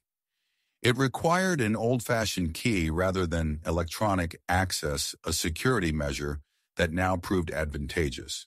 Inside, the room was a stark contrast to the sleek, modern SOC they had left upstairs. Older server racks hummed steadily, their blinking lights creating a hypnotic pattern in the dimly lit space. A workstation in the corner featured an outdated monitor and keyboard. This equipment dates back to our founding days, Elena explained. We've maintained it for clients with regulatory requirements that mandate long-term data retention on consistent systems.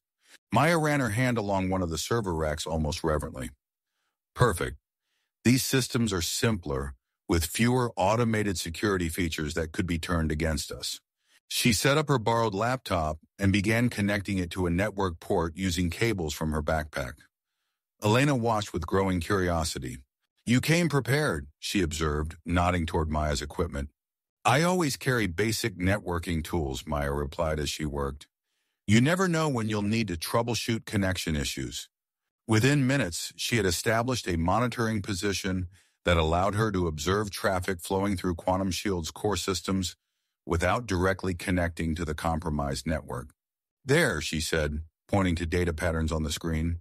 The attack is concentrated in these three areas: identity management, security orchestration, and system monitoring. They're not just trying to break in, they've already established control and are preventing you from seeing what they're doing. Elena leaned closer, studying the traffic patterns. It's like they've created a shadow network within our infrastructure. Exactly, Maya agreed. They're redirecting legitimate commands through compromised nodes, so everything appears normal while they maintain control. The legacy system's basic monitoring tools displayed raw network traffic without the sophisticated filtering and presentation layers of modern security systems. This simplicity was proving to be an advantage, allowing them to see patterns that might otherwise be obscured.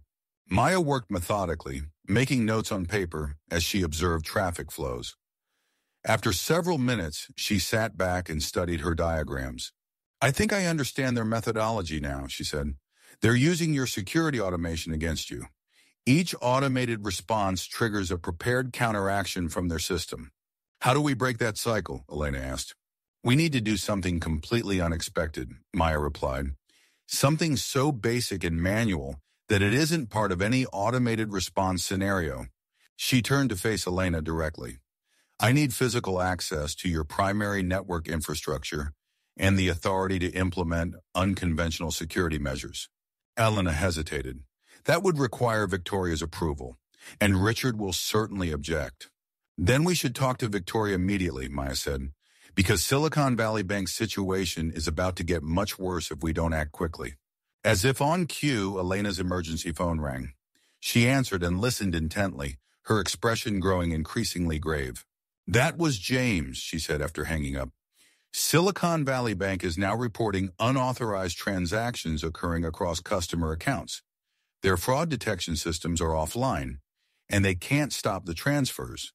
Maya's expression remained calm, but her eyes reflected the seriousness of the situation. The attack is entering its extraction phase. Next will come data destruction to cover their tracks. Elena studied Maya intently, reaching a decision. Come with me. I'm taking you to Victoria.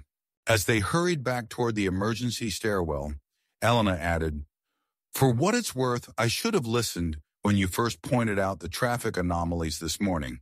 Looking backward doesn't help us now, Maya replied pragmatically. But going forward, remember that sometimes the simplest observation is the most valuable, especially when sophisticated systems are being deliberately blinded. They climbed the stairs in determined silence, both aware that Quantum Shield's fate, and possibly that of their most important client, now rested on the shoulders of a woman they had dismissed just hours earlier as too simple to be taken seriously. Victoria Wells's makeshift command center had been established in a small conference room on the 3rd floor. Unlike the sophisticated war rooms Quantum Shield typically used for crisis management, this space was deliberately basic, a table strewn with paper maps of network infrastructure, handwritten notes, and a few laptops that had been verified as clean. When Maya entered alongside Elena, Victoria was in mid-conversation with Richard and several senior engineers. Their discussion ceased abruptly as all eyes turned to the newcomer. Ms. Chen believes she has a solution, Elena announced without preamble. And given the situation at Silicon Valley Bank, we need to move quickly. Victoria nodded grimly. Their CISO called 3 minutes ago.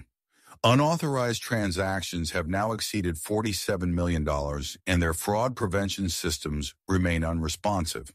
The attackers are in their extraction phase, Maya said, moving directly to the table. Next, they'll destroy evidence by corrupting system logs and backups. We have perhaps 60 minutes before permanent damage occurs. Richard crossed his arms defensively.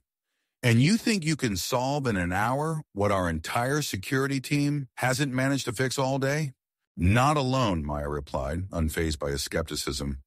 But I see patterns your team might miss because they're too close to the systems. Victoria raised a hand to silence Richard's retort. At this point, we have nothing to lose. What's your approach, Miss Chen? Maya surveyed the room before answering. I need a physical map of your network infrastructure, not logical diagrams, but actual rack locations, cable paths, and connection points. And I need people who know the oldest parts of your systems, the components that predate your modern security architecture. One of the engineers looked puzzled. Why focus on outdated equipment? Because the attackers have studied and compromised your current security model, Maya explained. They've anticipated your responses and designed countermeasures for them, but they may not have accounted for unconventional approaches using legacy systems. Victoria turned to James. Find Terry Watkins. He's been here since the beginning and knows every inch of our original infrastructure. As James left to locate the veteran engineer, Maya spread her notebook on the table. Inside were hand-drawn diagrams mapping the attack patterns she had observed. The attack isn't just technically sophisticated, it's psychologically sophisticated, she explained. It anticipates how security professionals think and uses that against them. Meaning what exactly? Richard asked, his tone still skeptical, though less openly hostile. Maya pointed to her diagrams. Modern security teams are trained to respond to incidents using established frameworks. The attackers studied those frameworks and designed an attack that uses each standard response as a trigger for the next phase. It's like a chess master who's planned 10 moves ahead. Elena leaned over the notebook, studying Maya's notations. So we need to make moves they haven't anticipated. Exactly. We need to be unpredictable, using methods too basic or unconventional to have been factored into their planning. The door opened as James returned with a man who appeared to be in his early 60s. Terry Watkins had the weathered look of someone who had spent decades working with hardware. His hands bore the small scars and calluses of countless hours spent handling servers and cables. Terry built our first network, Victoria explained. Before we became Quantum Shield, when we were just 5 people in a garage with big ideas, Maya extended her hand. I need to understand the oldest, most basic parts of your infrastructure, the connections that might have been overlooked when newer systems were installed. Terry's handshake was firm, his eyes sharp and assessing.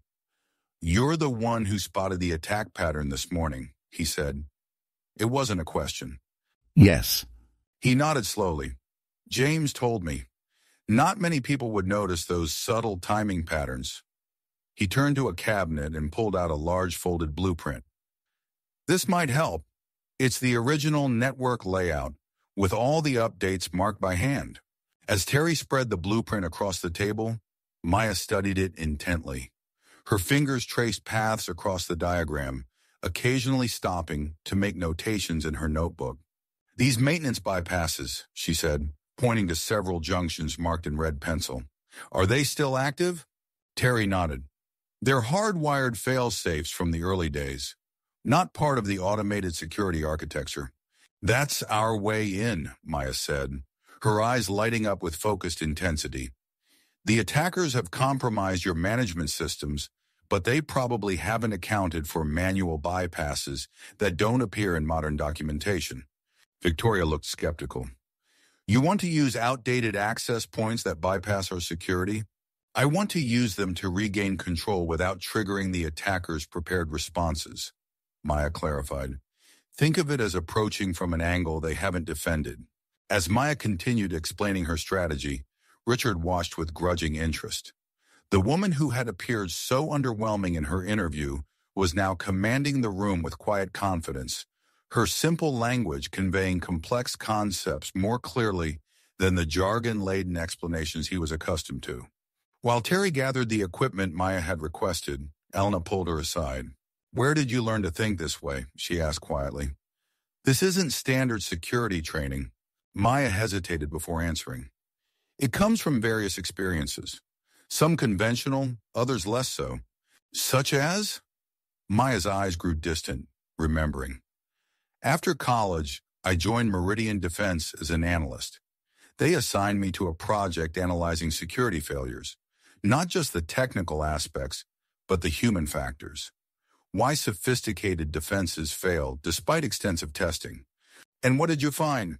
That most security fails because of assumptions. Things we believe are true without testing them. The bigger and more advanced the security system, the more blind spots created by those assumptions." Elena studied her curiously. "That doesn't explain your ability to spot attack patterns that our sophisticated monitoring systems missed." A shadow passed over Maya's face. "There was an incident 5 years ago. 5 years earlier." Maya stood in the sterile conference room, facing the stern expressions of Meridian's executive team. On the screen behind them were damage reports from what had become known internally as the breach, a devastating cyber attack that had compromised sensitive defense contracts. "You were the one who warned us about vulnerabilities in the building management system 3 months ago," the CEO said, his tone accusatory rather than appreciative. "Yes, sir. I submitted 3 detailed reports identifying the potential attack vector. Reports that didn't use approved formatting or follow established assessment protocols," the CIO interjected. "They were filed as low-priority issues." Maya maintained her composure. The content was more important than the format. The attack method was clearly outlined. "Using unnecessarily simple language and hand-drawn diagrams," another executive scoffed. "Hardly the professional analysis expected from our security team. I wanted to ensure it could be understood by both technical and non-technical decision-makers," Maya explained. "The threat was significant regardless of how it was presented." The CEO leaned forward. "Ms. Chen, while your analysis was ultimately proven correct, your methods are incompatible with Meridian's professional standards. You consistently bypass established protocols, refuse to use our standardized tools, and submit reports that lack the technical sophistication our clients expect." "I focus on effectiveness over appearance," Maya replied, knowing even as she spoke that it was the wrong answer in this environment. "That's precisely the problem," the CEO concluded. "In this industry, appearance and process matter. You've been given multiple opportunities to conform to our professional standards, and you've chosen not to do so. The meeting ended with Maya being offered a choice: accept reassignment to an administrative position or resign with a generous severance package. She chose the latter, walking away from a promising career because she refused to prioritize presentation over substance. After Meridian, I tried 2 other security firms, Maya told Elena, her voice matter-of-fact rather than bitter. The pattern was always the same. My methods identified threats others missed, but my approach was considered too unorthodox, too simple. So you gave up and moved to a small town? Elena's tone held no judgment, only curiosity. I didn't give up on security work. I gave up on corporate security culture, Maya clarified. In Millfield, I could focus on actually protecting systems rather than writing impressive-sounding reports about protecting them. Their conversation was interrupted as Terry returned with a cart full of equipment that looked strikingly outdated compared to Quantum Shield's cutting-edge technology basic networking tools, older model laptops, and physical cables. Found everything you asked for, he announced, though I had to dig deep into storage for some of it. Maya surveyed the equipment with satisfaction. Perfect. Now we need a secure location to work somewhere with physical access to your core infrastructure, but isolated from the main network. Victoria, who had been conferring with Richard nearby, rejoined them. The executive server room on the 5th floor. It has dedicated connections to critical systems, but can be physically isolated from the main infrastructure. Good, Maya nodded. I'll need a small team people who understand your systems, but can think flexibly. Terry, obviously, and maybe 1 or 2 others with hands-on experience. I'll join you, Elena said immediately. So will I, Richard added unexpectedly, drawing surprised looks. He shrugged slightly. If this approach works, I need to understand how and why. Victoria made the final decision. Take whoever you need. I'll coordinate with Silicon Valley Bank's team and manage external communications. Just fix this. As they prepared to move to the 5th floor, James approached with an update. The attack has spread to our client portal infrastructure. Several major customers besides SVB are reporting service disruptions. Victoria's face tightened. Timeline for resolution? All eyes turned to Maya, who answered without hesitation. If my approach works, we should see results within 30 minutes. Complete recovery will take longer, but we should be able to stop the active attack. Then get moving, Victoria ordered. We're losing customers and reputation by the minute. The executive server room was smaller than Maya had expected, more like a large closet than the spacious data centers she had seen elsewhere in the building. But its limited size was actually an advantage: fewer systems to secure, less complexity to manage. This area has dedicated connections to our critical infrastructure, but can be physically disconnected from the main network, Terry explained as he used an actual key to unlock the door. Inside, servers hummed efficiently in a neatly organized rack. A workstation in the corner featured both modern and surprisingly old-fashioned components, a concession to certain executives who preferred familiar interfaces. Maya surveyed the space with approval. This is exactly what we need. As Terry and a network engineer named Priya began setting up the equipment, Richard watched Maya with undisguised curiosity. I still don't understand your approach, he admitted. All our sophisticated defenses have failed, yet you believe basic networking tools will succeed? It's not about the sophistication of the tools, Maya explained as she worked. It's about using methods the attackers haven't prepared for. She pulled a simple network tap from her bag, a small device that could monitor traffic without being detectable. Modern security systems announce their presence. They're designed to be seen and logged. But passive observation tools like this are virtually invisible to most detection methods. Richard frowned. But they provide much less information than our advanced monitoring systems. They provide different information, Maya corrected. Raw, unfiltered, and most importantly unmodified by the systems the attackers have compromised. She connected the device between 2 network cables and linked it to one of the older laptops Terry had provided. As data began flowing across the screen, Maya studied the patterns with intense focus. There, she pointed to a sequence of packets. See this timing signature? It's a command and control channel disguised as routine system communication. Your security tools are programmed to ignore it because it mimics normal operations. Richard leaned closer, his skepticism giving way to professional interest. How did you identify that so quickly? Pattern recognition, Maya replied, not looking up from the screen. When you strip away the layers of processing and visualization that modern tools add, certain anomalies become more visible, not less. As Maya continued working, Elena observed a subtle shift in Richard's demeanor. The CTO was watching Maya with growing respect, occasionally asking questions that reflected genuine curiosity rather than challenge. Terry approached with a dusty equipment case. Found it, he announced, opening the case to reveal what looked like an antiquated networking device. The original hardware bypass system. It hasn't been used in years, but it still connects directly to the core infrastructure. Maya's eyes lit up. Perfect. This operates outside your current security architecture, which means the attackers probably don't know it exists. What exactly are you planning? Elena asked. A controlled disconnection and restoration, Maya explained, sketching a diagram on her notepad. We'll use the legacy bypass to isolate critical systems, purge the attacker's presence, and then restore connections through clean pathways. That's essentially turning everything off and back on again, Richard said, sounding unimpressed. Maya looked up with the faintest hint of a smile. Sometimes the oldest solutions are the most effective, but this isn't just a reboot. It's a carefully sequenced series of disconnections and reconnections that will force the attackers to reveal their control mechanisms. As she explained the technical details, even Richard had to acknowledge the elegance of the approach.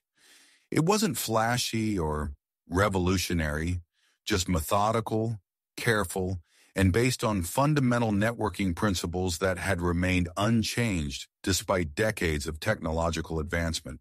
The key is timing, Maya continued. We need to execute each step in the exact sequence I've outlined. If we trigger their countermeasures before we're ready, they'll adapt their attack. For the next 20 minutes, Maya directed the team with quiet authority. Terry and Priya followed her instructions precisely, while Elena and Richard monitored the effects on the systems they could still access. As the plan progressed, Maya's confidence never wavered. She worked methodically, each action deliberate and precise.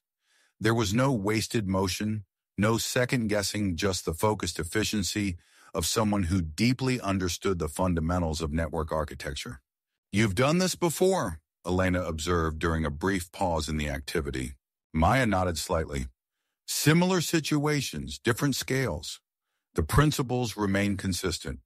Richard, who had been closely observing Maya's techniques, finally asked the question that had been bothering him since the interview.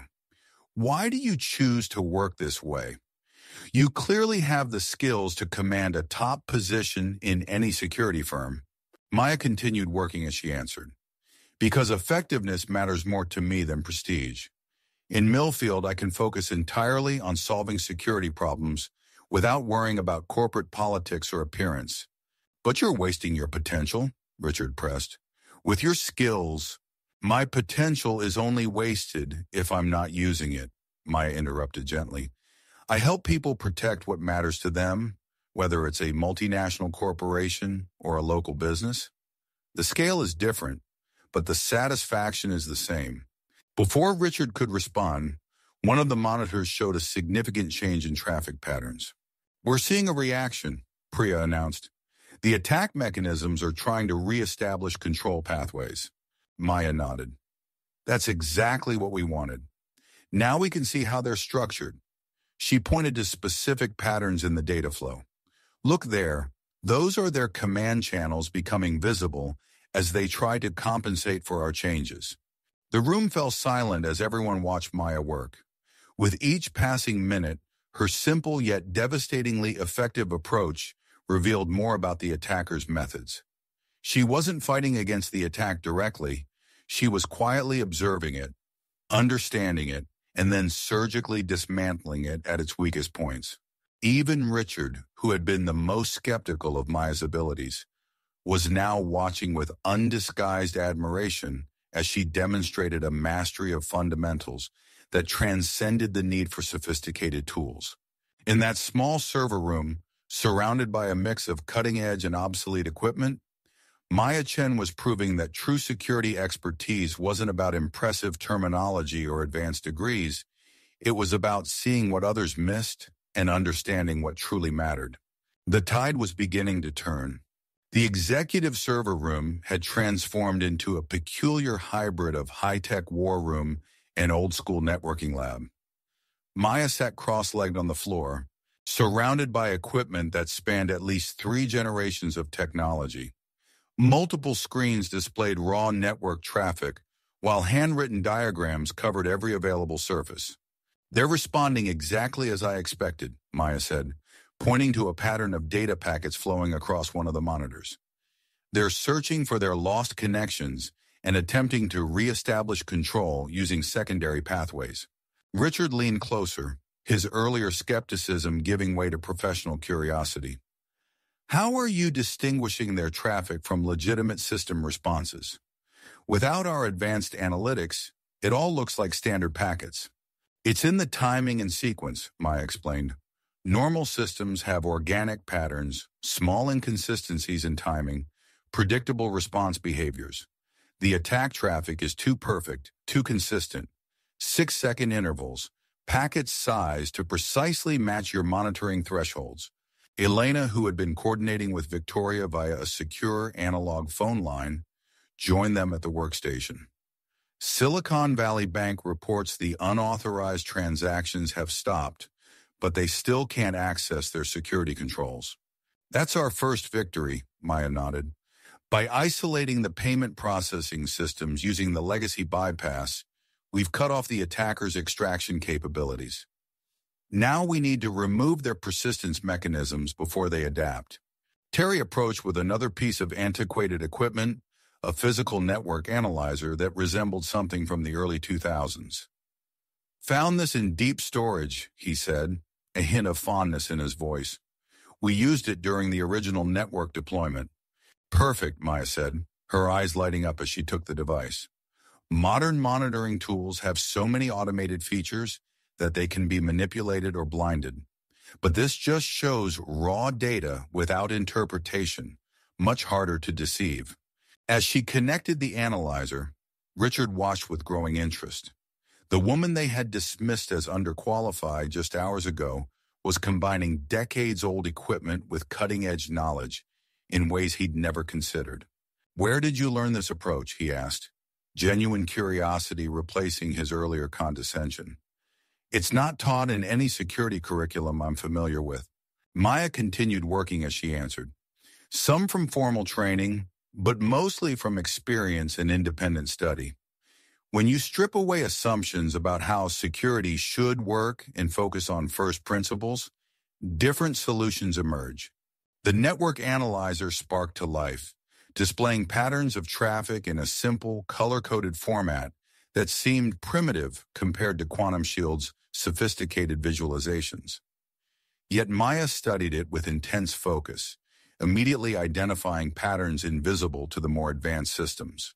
"There," she pointed to a sequence of data flowing across the screen. "That's their command and control channel, disguised as routine maintenance traffic. Now we can track it back to its source." Priya, who had been quietly implementing Maya's instructions, looked up from her terminal.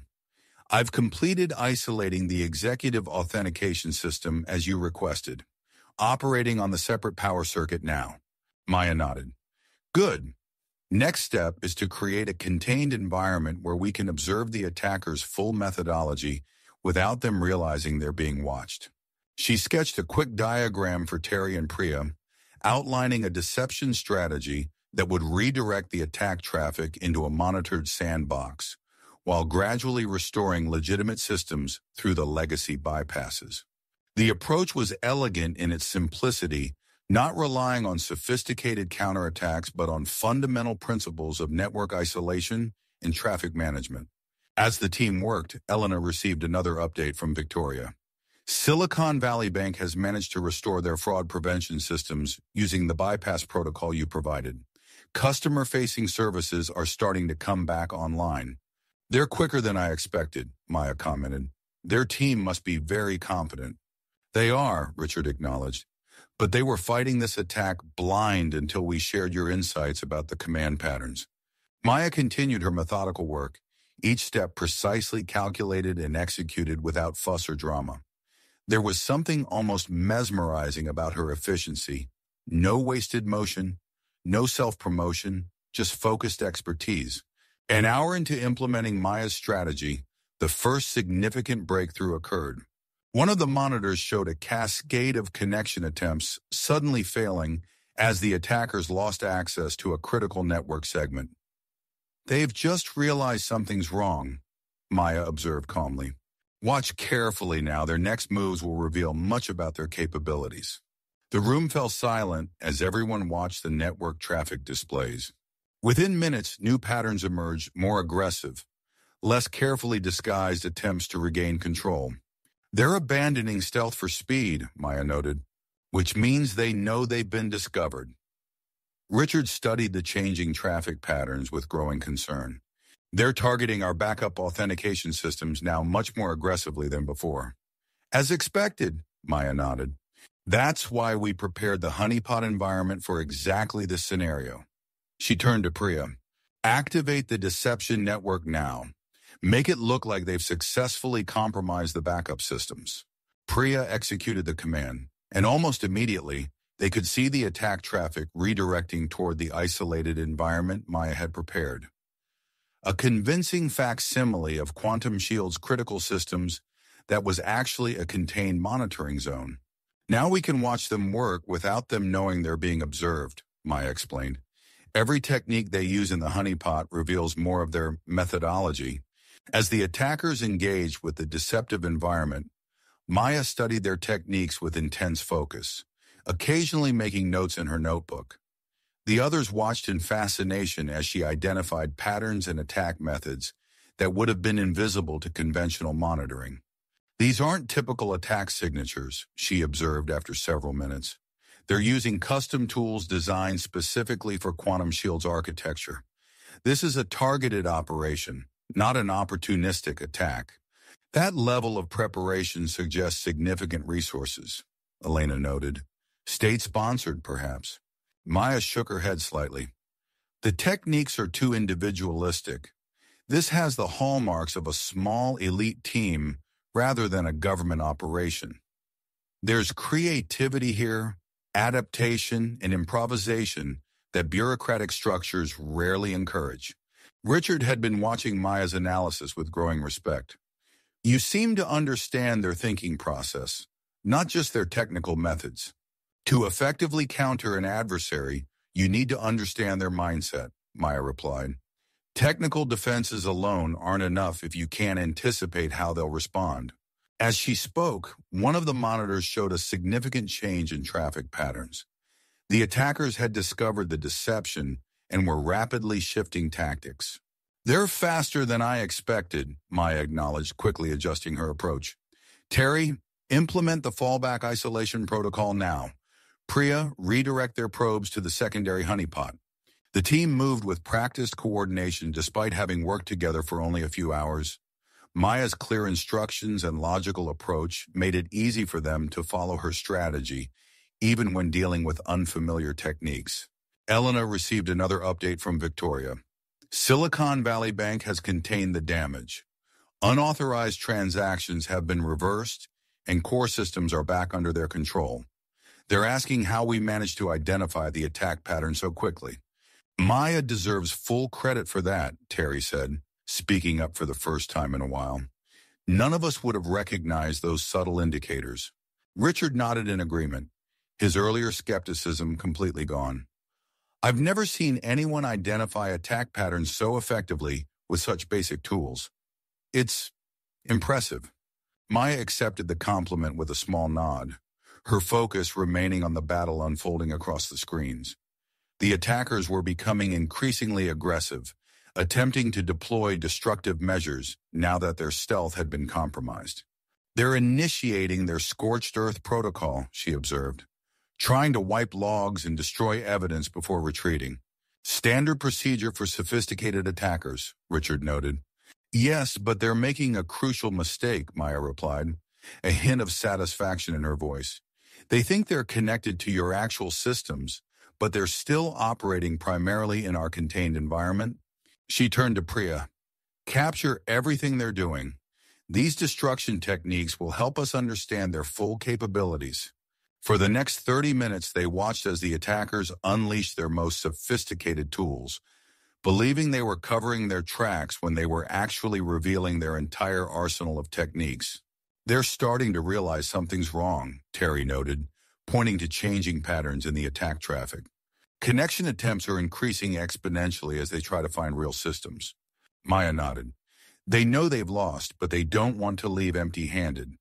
They'll try to salvage whatever intelligence they can before retreating." As if confirming her assessment, new scanning patterns appeared across the monitoring displays, rapid, comprehensive attempts to map whatever portions of the network they could still access. "Final intelligence gathering before withdrawal," Maya explained. "A professional team always tries to extract value even from a failed operation." Richard had been studying Maya's methods with growing fascination. "You speak about them as though you understand their professional standards, almost like I've studied how elite attack teams operate," Maya finished his thought. "I have.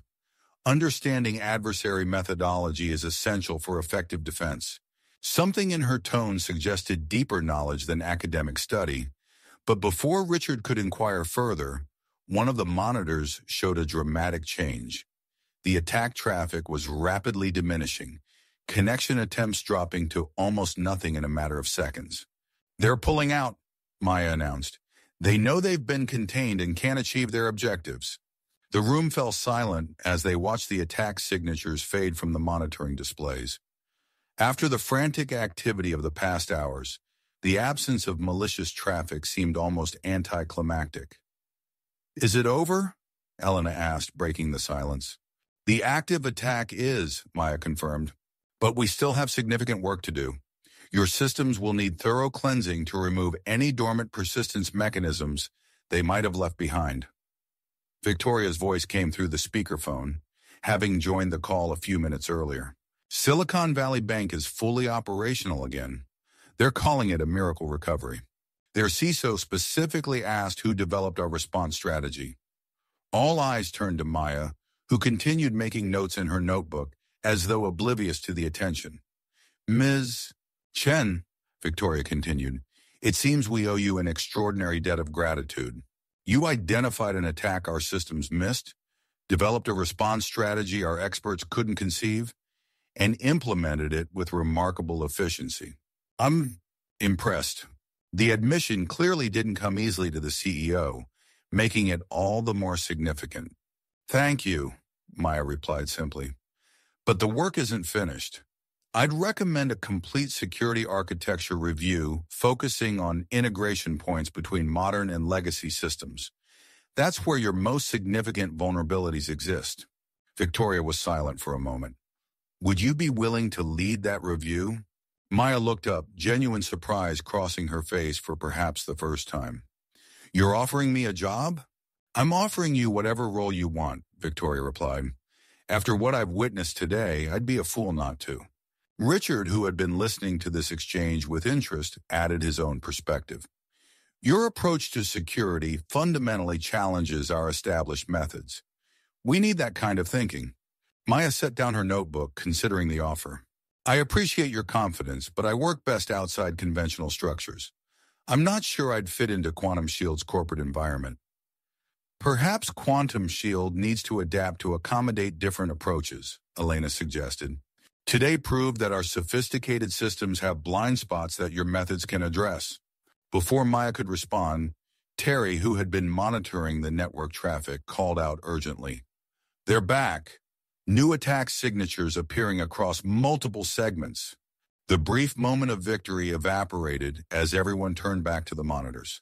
Maya was instantly alert, studying the new patterns with intense focus. "This isn't the same group," she said after a few moments. "The methodology is completely different, more aggressive, less sophisticated." Richard frowned. "A secondary attack team? That's unusual." "Not a team," Maya corrected, her expression growing concerned. "This is automated triggered to activate when the primary attack failed. They built in a dead man switch." The implications sank in quickly. Just as they thought they'd won, a new battle was beginning, one potentially more destructive than the first. "What's their objective?" Ellen asked. Maya studied the traffic patterns, her calm demeanor never wavering despite the renewed threat. "Pure destruction. This isn't about extraction or intelligence gathering. It's designed to cause maximum damage to your infrastructure." Richard's face paled. "That could affect thousands of clients if it succeeds." "It won't succeed," Maya stated with quiet confidence. She opened her notebook to a fresh page and began sketching a new diagram. "We know what we're facing now, and we have the right tools to stop it." As the team gathered around her, Maya outlined her counter-strategy with characteristic clarity. The simple woman they had laughed at during her interview was now their best hope against a threat that could destroy everything Quantum Shield had built. And not one person in the room doubted her ability to prevail. "This is a wiper attack," Maya explained, her fingers flying across the keyboard of the outdated laptop. "Designed to destroy data and render systems inoperable.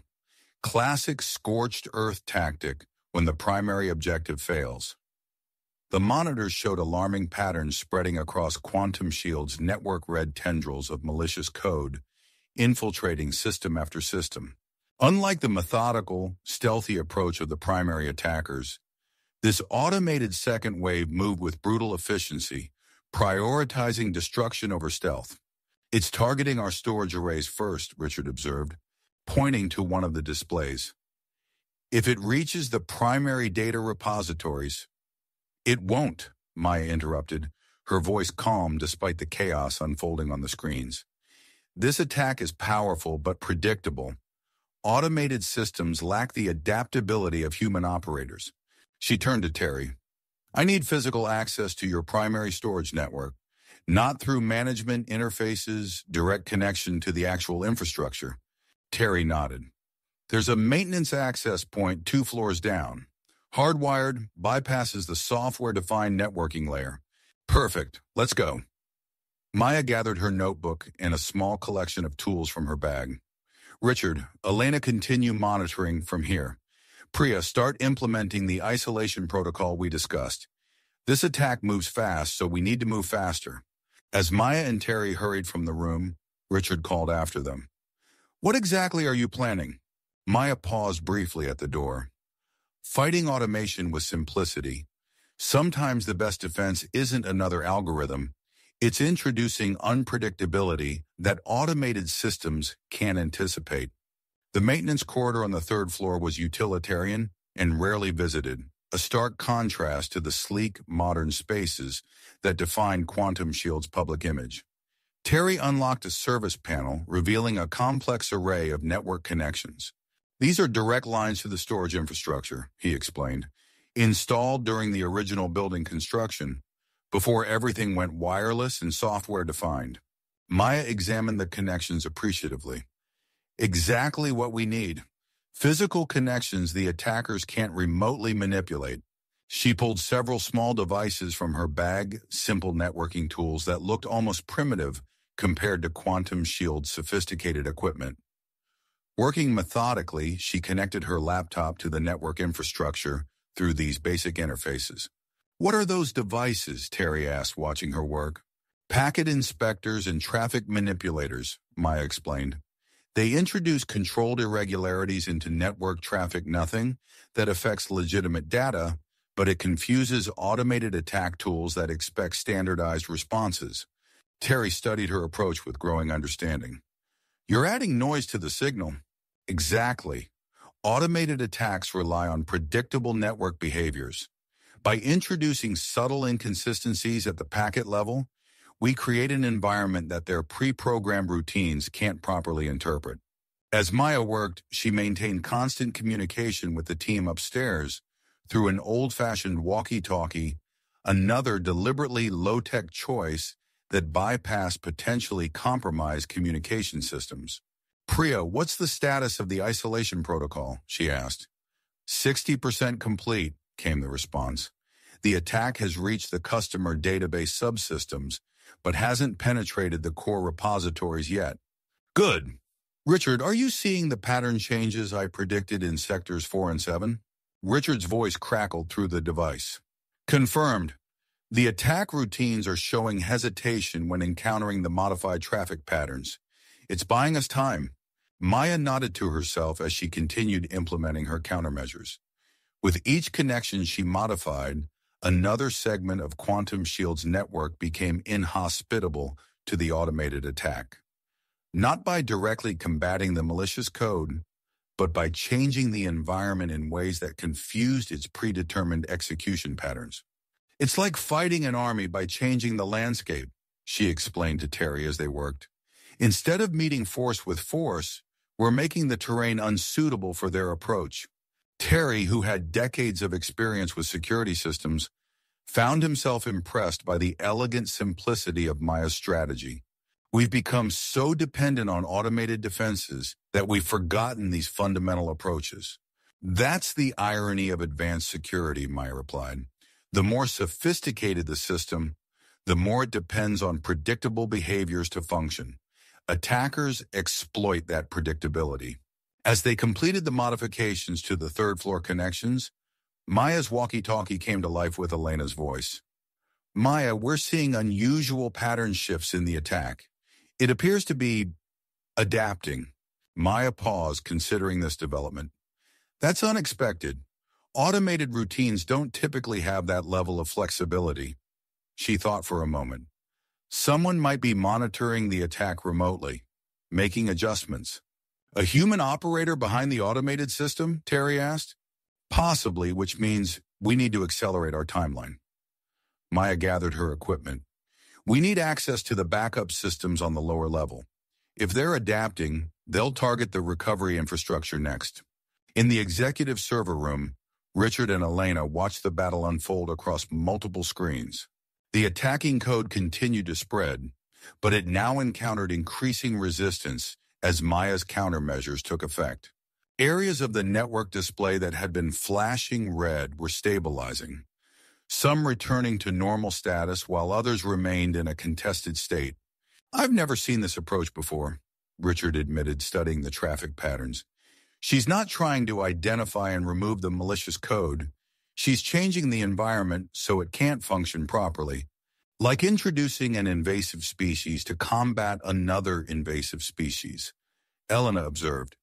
"Ecological rather than frontal warfare." Victoria's voice came through the secure line. "What's our status?" "Silicon Valley Bank is reporting stability in their systems, but they're concerned about potential data corruption." "Maya's countermeasures are working," Elena reported. "The attack is slowing, becoming less effective as it encounters her modified network segments." "And who exactly is behind this?" Victoria asked, the frustration evident in her voice. "Do we have any idea who would launch such a sophisticated attack against us?" Richard had been analyzing the attack signatures while monitoring Maya's countermeasures. "There are elements that seem familiar, patterns I've seen before." He pulled up historical security reports on a separate screen.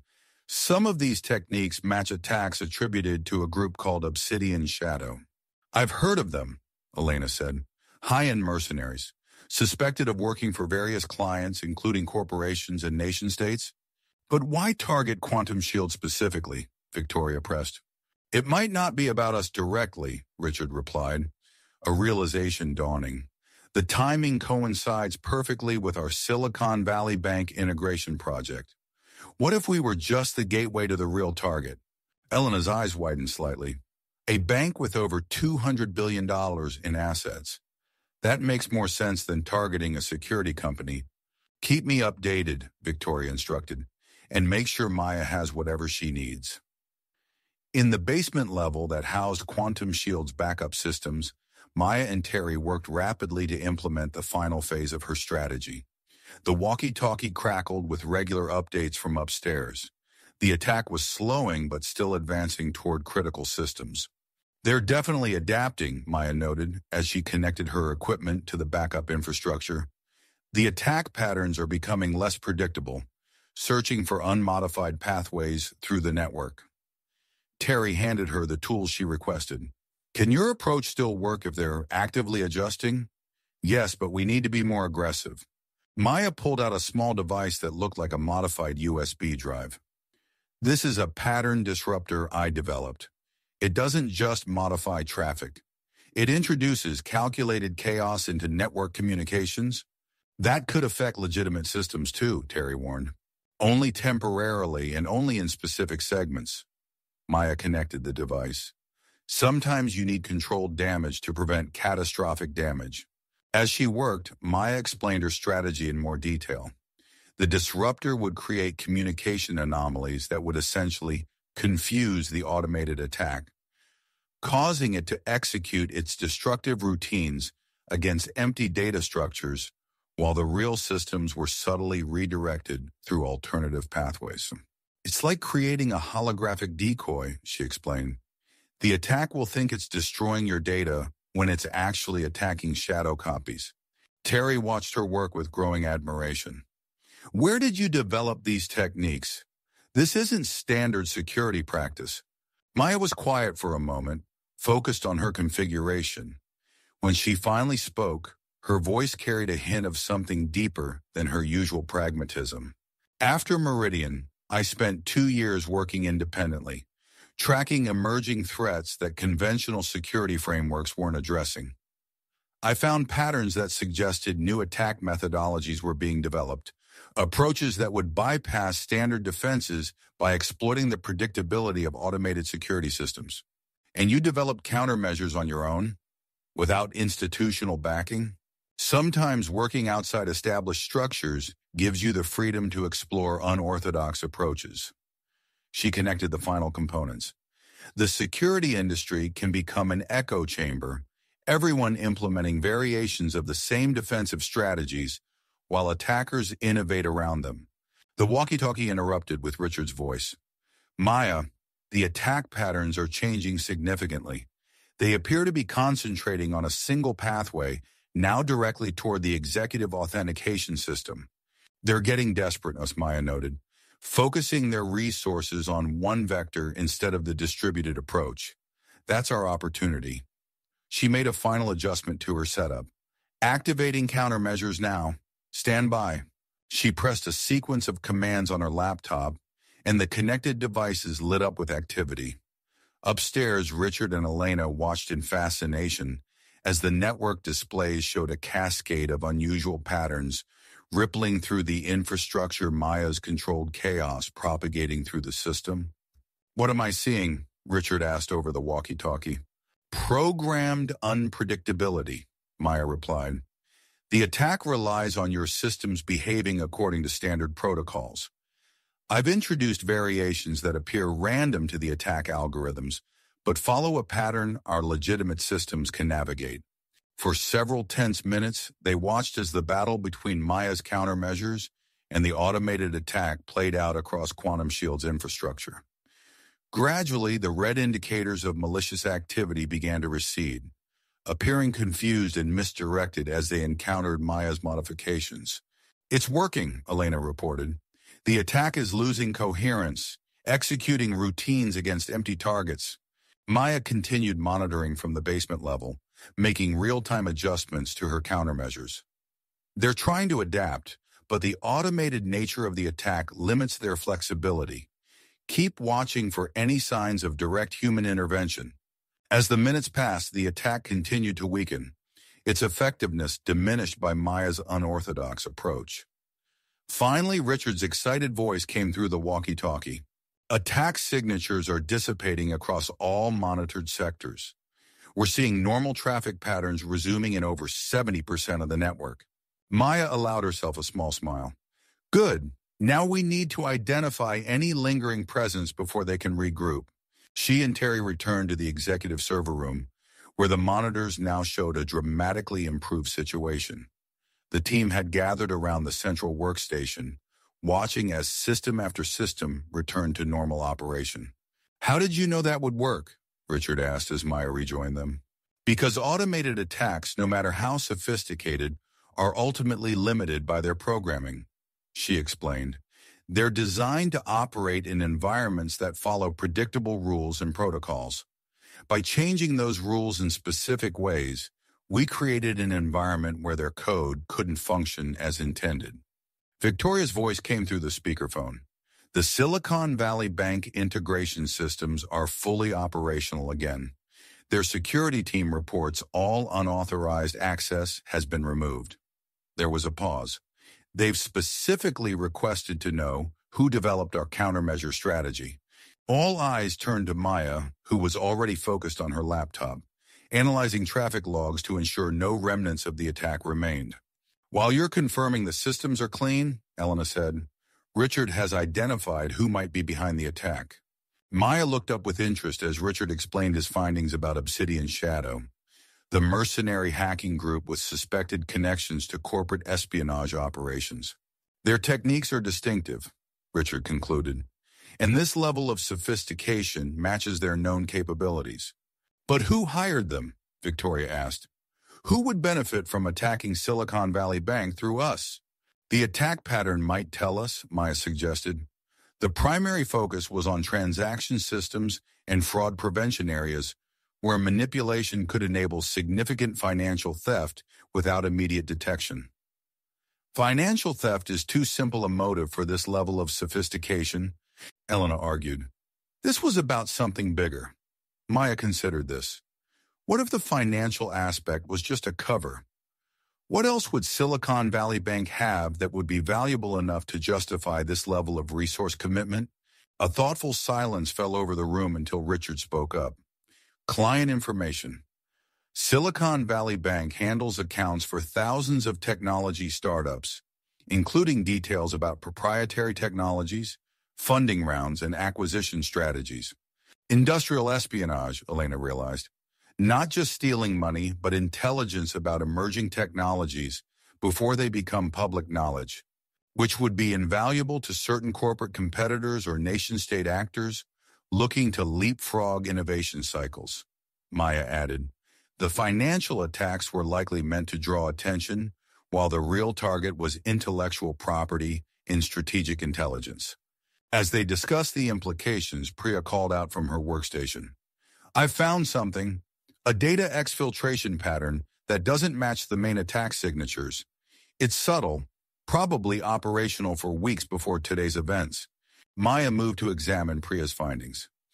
"They used the noisy attack as cover for their ongoing espionage operation. When we detected it, they triggered the destructive phase to eliminate evidence of what they'd actually been doing." "Can we trace where the data was sent?" Victoria asked. "Partially," Maya replied, studying the patterns. "They use sophisticated routing techniques, but there are still traceable elements." She pointed to specific traffic signatures. "These connection patterns suggest the data was routed through Eastern European infrastructure before disappearing into anonymized networks." "That narrows down the potential clients who might have hired Obsidian Shadow," Elena noted. "We can coordinate with law enforcement to investigate further."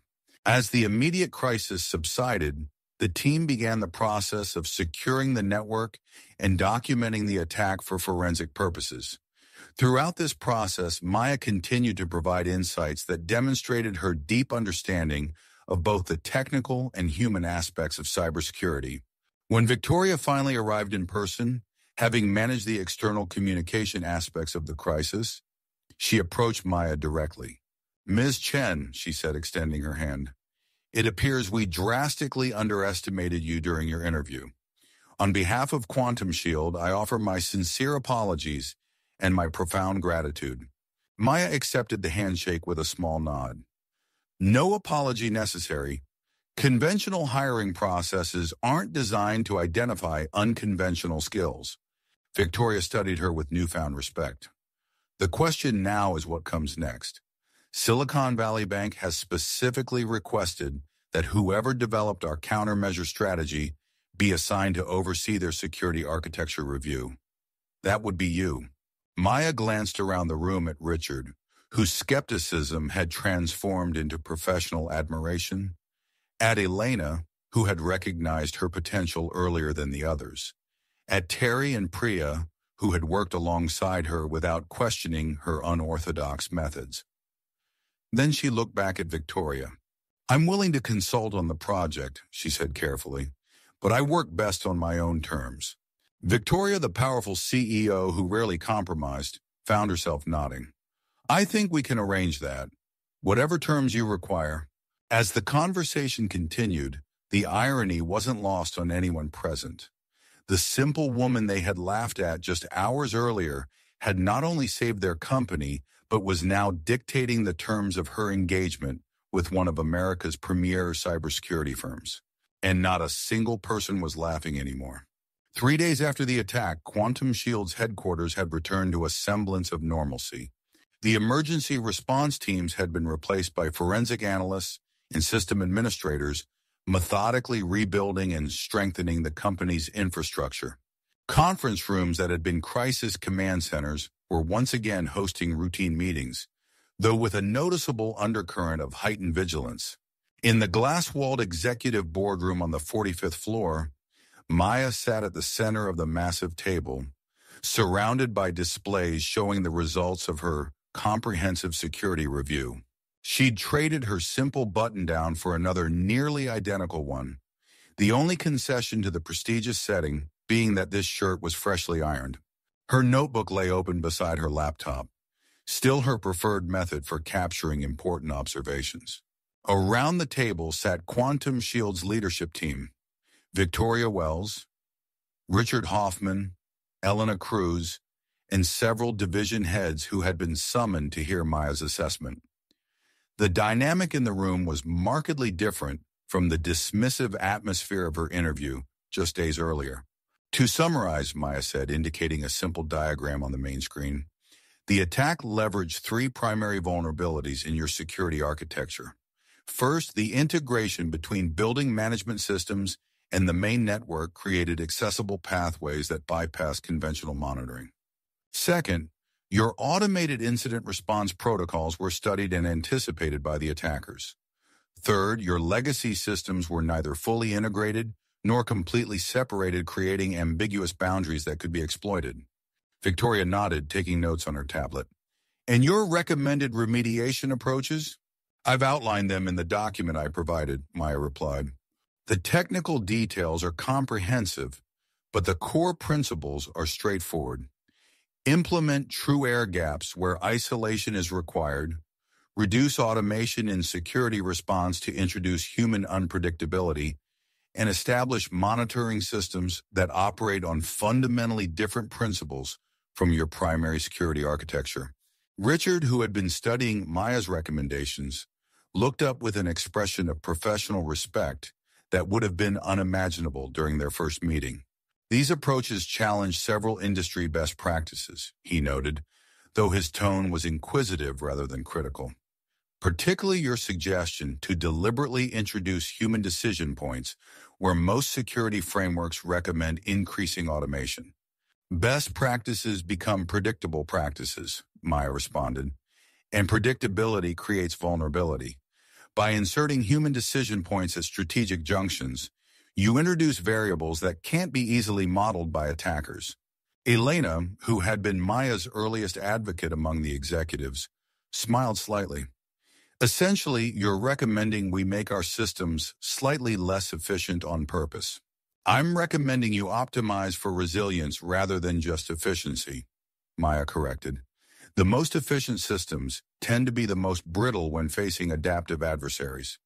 Victoria closed her tablet and looked directly at Maya. "Your analysis has been remarkably thorough, especially given the limited time. The board has reviewed your preliminary findings, and they're impressed." The slight pause suggested that impressed might be an understatement. "They've allocated emergency funding to implement your highest priority recommendations immediately." "That's good to hear," Maya said simply. "There's more," Victoria continued. "Silicon Valley Bank's executive team specifically requested a briefing from you personally. Their CISO was particularly interested in your methodology for identifying the attack patterns before conventional systems detected them. Maya nodded. I'd be happy to explain my approach to them. They've also indicated they would consider moving additional security contracts to Quantum Shield, contingent on your continued involvement in their account.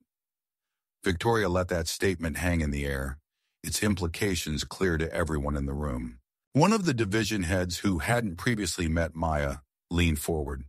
Ms. Chen, your countermeasures saved not only our systems, but potentially our entire reputation in the industry. The board is naturally interested in ensuring your continued collaboration with Quantum Shield. Maya remained characteristically calm, though she closed her notebook before responding. I appreciate the interest, but as I mentioned to Victoria earlier, I work best under specific conditions that don't typically align with corporate structures. Perhaps you could elaborate on those conditions, Victoria suggested.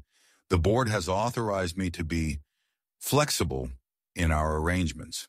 Maya glanced around the table, noting the attentive expressions that had replaced the skeptical looks of her interview. I value autonomy and purpose over titles and appearances. I prefer to focus on solving substantial security problems rather than managing teams or handling administrative responsibilities.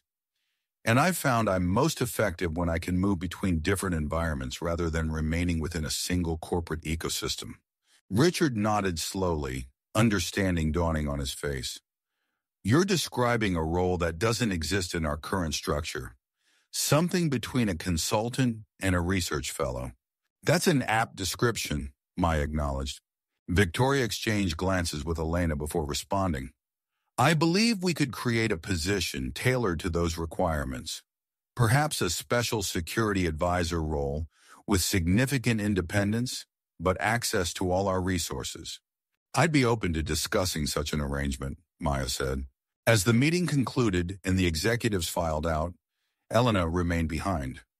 Once they were alone, she studied Maya with genuine curiosity. You know, most people would be leveraging this situation to negotiate for title, compensation, team size, the traditional metrics of corporate success. Maya gathered her notebook and laptop. I've never found those metrics particularly meaningful. Effectiveness matters more than appearance. A philosophy that quite literally saved us, Elena observed.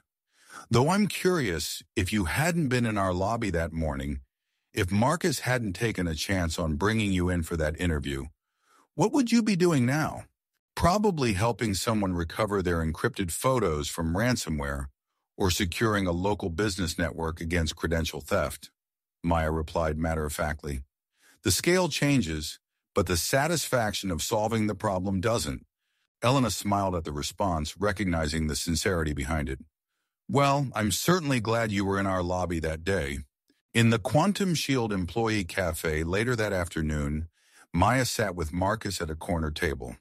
Around them, employees stole curious glances at the unassuming woman who had become something of a legend throughout the company in just a few days. I still can't believe how quickly things changed, Marcus said, shaking his head in amazement. 3 days ago, they were laughing at the idea of hiring you.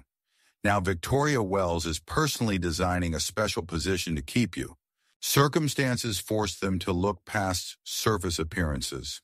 Maya replied, sipping her tea. Crisis has a way of clarifying what really matters.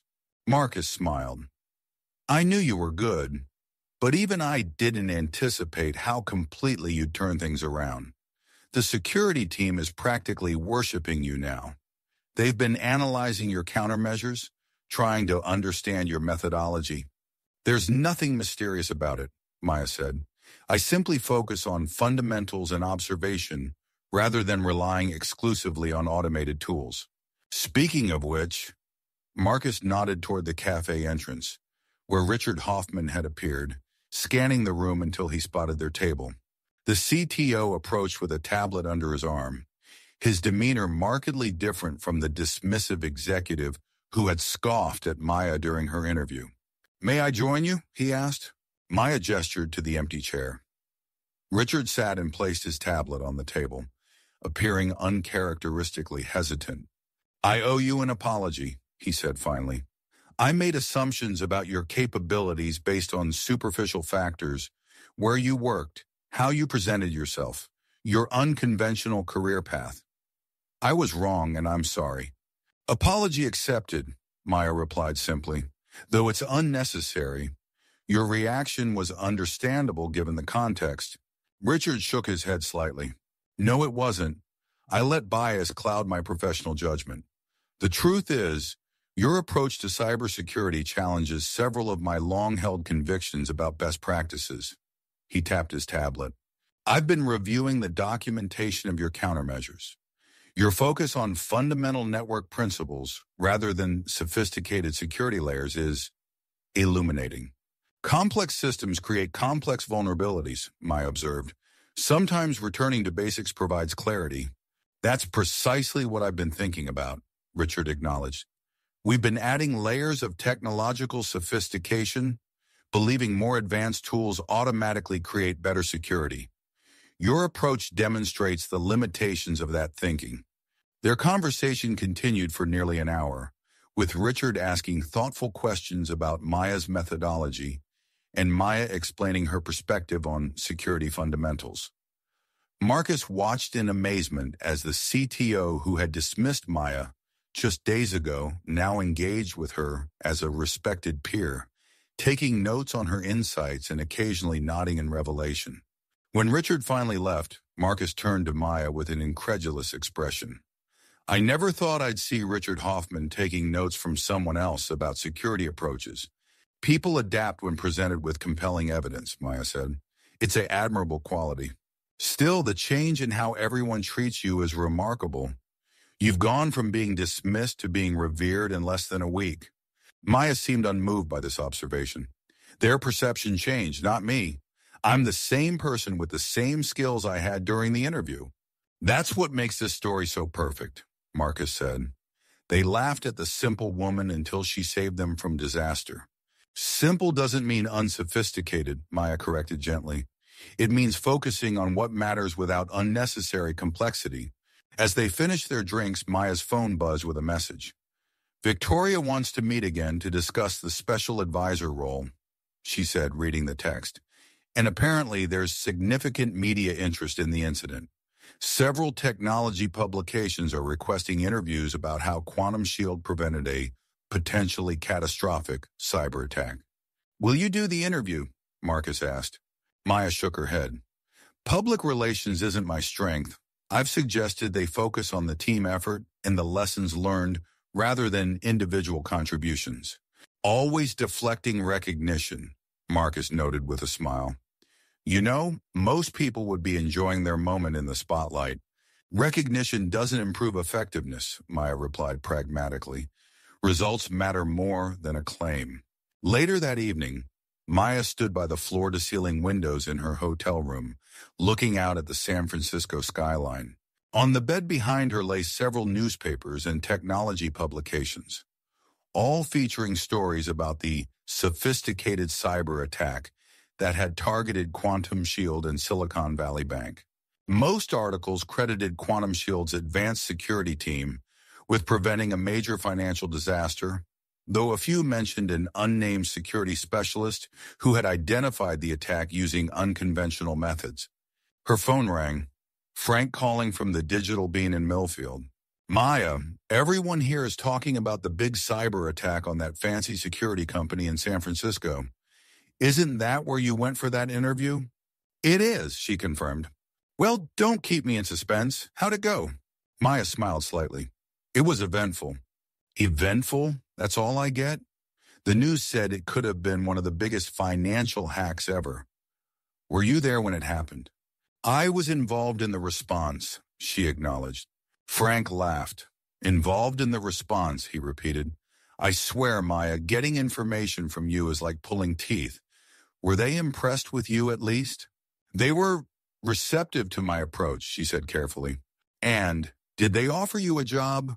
Maya glanced at the formal offer letter Victoria had given her earlier that day, proposing the newly created position of Special Security Advisor with terms that reflected her value to the organization. Yes, they did. Ha! I knew it. Frank sounded genuinely delighted. So when do you start? Will you be moving to San Francisco? Should I start looking for someone else to help around the cafe? It's not that simple, Maya replied. I proposed an alternative arrangement where I'd work with them specific projects while maintaining my base in Millfield. There was a pause on the line. Why there was a pause on the line? You're not taking a full-time position with one of the biggest security companies in the country, even after impressing them? I'm taking a position that allows me to work on meaningful problems while maintaining the flexibility I value, Maya explained. The best solutions don't always follow conventional paths. After finishing the call with Frank, Maya returned to the window, reflecting on the events of the past few days. The attack had been sophisticated, the response challenging, and the outcome significant. Yet what struck her most was how quickly perceptions had shifted when circumstances forced people to look beyond surface appearances. The executives who had dismissed her as underqualified now sought her expertise. The specialists who had laughed at her simple tools now studied her methodology. The company that had judged her unsuitable was now creating a special position aligned with her preferences. A knock at her door interrupted her thoughts. When she opened it, she found a small package with a note from Elena Cruz. Thought you might appreciate this more than the standard corporate gift basket. Looking forward to our collaboration. Sure, E. Inside was a beautifully crafted notebook with handmade paper and a simple fountain pen. Maya smiled at the thoughtfulness of the gift, a recognition of her preference for fundamental tools over flashy technology. As she returned to the window with the notebook in hand, she reflected on the irony of her situation. She had never sought recognition or status, focusing instead on effectiveness and substance. Yet it was precisely this focus that had now earned her both recognition and status among the very people who had initially dismissed her. The simple woman they had laughed at had revealed the limitations of their sophisticated systems. The unconventional approach they had ridiculed had saved them when conventional methods failed. The candidate they had deemed unimpressive had become the hero they now celebrated. Tomorrow would bring meetings about her new role, detailed discussions about implementing her security recommendations, and continued forensic analysis of the attack.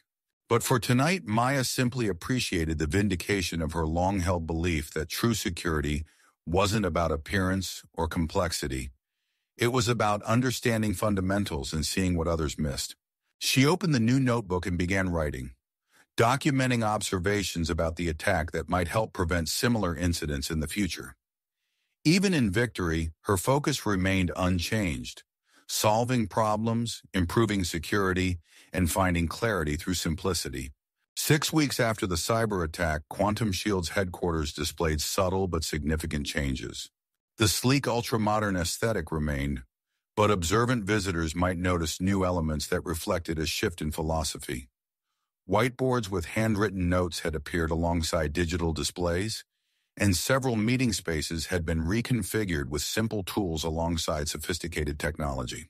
On the 44th floor, a new space had been created, smaller than the executive offices but with commanding views of the city. Unlike the glass-walled fish bowls that housed other senior staff, this room featured solid doors and adjustable privacy screens. A simple nameplate read Maya Chen, Special Security Advisor. Inside, Maya had arranged the space according to her preferences. A traditional desk held both modern equipment and analog tools. Bookshelves contained technical manuals alongside handwritten notebooks. One wall featured a large corkboard covered with diagrams and observations written on index cards, a deliberately non-digital approach to pattern recognition. Maya sat at her desk, reviewing the implementation progress of her security recommendations. Though she'd accepted the advisor position, she had maintained her independence, splitting her time between San Francisco and Millfield. Today marked the completion of the first major security architecture overhaul based on her framework. A knock at the door preceded Elena's entrance. "The board just approved the final phase of your security redesign," she announced. Even the most skeptical members were convinced after seeing the test results. "That's good news," Maya replied, closing her laptop. "The hybrid approach addresses both the technical vulnerabilities and the human factors that contributed to the breach. Elena took a seat across from Maya. It's more than good news. It's a fundamental shift in our security philosophy. Richard has started requiring his team to demonstrate attack mitigation using basic tools before deploying automated solutions. She smiled slightly. He calls it the Chen Protocol, proving security fundamentals work before adding complexity. Effective security doesn't always require the most advanced technology, Maya observed. Sometimes it just needs clear thinking and fundamental principles. A lesson we learned the hard way, Elena acknowledged. By the way, Victoria asked me to remind you about the Silicon Valley Bank presentation next week. Their executive team specifically requested your participation. Maya nodded. I've prepared materials that explain the approach without technical jargon. They need to understand the concepts, not just implement recommendations. Speaking of recognition, Elena continued, have you seen the latest industry publications? Quantum Shield is being praised for pioneering a revolutionary hybrid security framework. Victoria has been careful to ensure you receive proper credit for the methodology. The framework matters more than who developed it, Maya replied. If other organizations adopt these principles, everyone benefits. Elena studied Maya with thoughtful appreciation. You know, most people in your position would be leveraging this success to build their personal brand speaking engagements, book deals, perhaps starting their own security firm. I'm not interested in building a brand, Maya said simply. I'm interested in solving meaningful problems effectively. Their conversation was interrupted by another knock. Marcus entered, carrying a tablet and wearing a new badge that identified him as Director of Talent Strategy, a promotion that had come shortly after the cyber attack. Sorry to interrupt, he said, but I thought Maya would want to know immediately. The board just approved our new hiring framework that emphasizes problem-solving capabilities over traditional credentials. Your recommendation? Maya asked. Marcus nodded, unable to hide his satisfaction. They're calling it the Capability First Initiative. We'll be looking beyond conventional indicators to identify candidates with unique approaches and fundamental skills. He grinned. I may need to visit more small-town internet cafes. Don't limit yourself to cafes, Maya suggested with the faintest hint of a smile. Talent appears in unexpected places when you know what to look for. After Marcus and Elena departed, Maya turned to the window, reflecting on the changes of the past 6 weeks. What had begun as a disastrous interview had transformed not only her professional circumstances, but also Quantum Shield's entire approach to security and talent. Richard Hoffman, once her most dismissive critic, now regularly consulted her on fundamental security architecture. Victoria Wells had personally ensured Maya's unconventional working arrangement was protected from corporate standardization attempts. Even the board, initially skeptical about her unorthodox methods, now cited her approach as a competitive advantage in client presentations. Yet despite these professional validations, Maya found herself most satisfied by the subtle shifts in organizational culture. Security teams now running regular exercises with minimal tools to maintain fundamental skills, hiring managers looking beyond impressive resumes to identify actual capabilities, and a growing appreciation for clear communication over technical jargon. The following Friday afternoon found Maya back at the Digital Bean in Millfield. She sat at her usual corner table, laptop open as she reviewed security reports while occasionally assisting customers with their technical problems. Frank approached with a fresh cup of tea. So how's life as a big-shot security advisor? He asked, setting down the mug. Much the same as before, Maya replied, just with different problems to solve. Different? You're protecting billions of dollars and thousands of systems instead of helping Mrs. Henderson recover her deleted emails. Maya took a sip of tea. The principles remain consistent regardless of scale. Identify the actual problem, understand the fundamental patterns, apply appropriate solutions. Frank shook his head with a chuckle. Only you would see no difference between helping a multinational bank and fixing a laptop for a small-town teacher? Both matter to the people involved, Maya said simply. As Frank returned to the counter, Maya's phone chimed with an incoming video call from Victoria Wells. She answered to find the CEO in the Quantum Shield boardroom, surrounded by senior executives. "Maya," Victoria said, the formality of their early interactions replaced by genuine respect. "We've just finished reviewing the quarterly security metrics. The new framework has reduced incident response time by 47% while increasing detection rates for subtle anomalies. The team has implemented the principles effectively," Maya acknowledged. "More than effectively, they've embraced them," Victoria corrected. "Richard has been especially vocal about the advantages of your hybrid approach." She hesitated briefly. "I know you're scheduled to return on Monday, but we have a situation developing with a healthcare client that could benefit from your perspective. Would you be willing to join a call this evening?" "Of course," Maya replied. "Send me the details and I'll review them before the call." After ending the conversation, Maya noticed Frank watching her from behind the counter, a knowing smile on his face. "What?" she asked. "Nothing," he replied. "Just remembering how those fancy executives laughed when Marcus first brought you to their interview." "Bet they're not laughing now." Maya returned to her work, but a slight smile played at the corners of her mouth. "No," she agreed quietly. "They're not laughing anymore.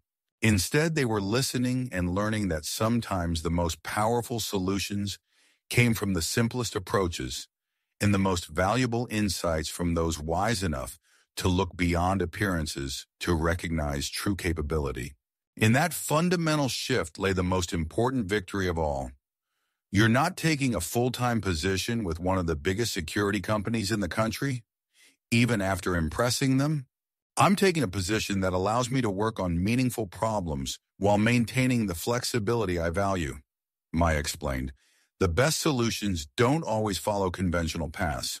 After finishing the call with Frank, Maya returned to the window, reflecting on the events of the past few days.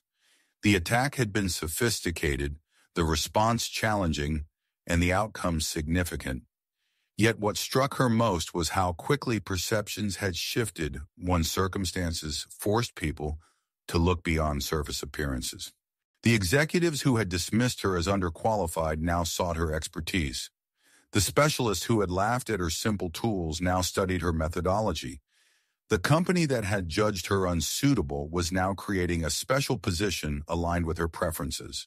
A knock at her door interrupted her thoughts. When she opened it, she found a small package with a note from Elena Cruz. "Thought you might appreciate this more than the standard corporate gift basket. Looking forward to our collaboration. Sure, E." Inside was a beautifully crafted notebook with handmade paper and a simple fountain pen. Maya smiled at the thoughtfulness of the gift, a recognition of her preference for fundamental tools over flashy technology. As she returned to the window with the notebook in hand, she reflected on the irony of her situation. She had never sought recognition or status, focusing instead on effectiveness and substance. Yet it was precisely this focus that had now earned her both recognition and status among the very people who had initially dismissed her. The simple woman they had laughed at had revealed the limitations of their sophisticated systems. The unconventional approach they had ridiculed had saved them when conventional methods failed. The candidate they had deemed unimpressive had become the hero they now celebrated. Tomorrow would bring meetings about her new role, detailed discussions about implementing her security recommendations, and continued forensic analysis of the attack. But for tonight, Maya simply appreciated the vindication of her long-held belief that true security wasn't about appearance or complexity. It was about understanding fundamentals and seeing what others missed.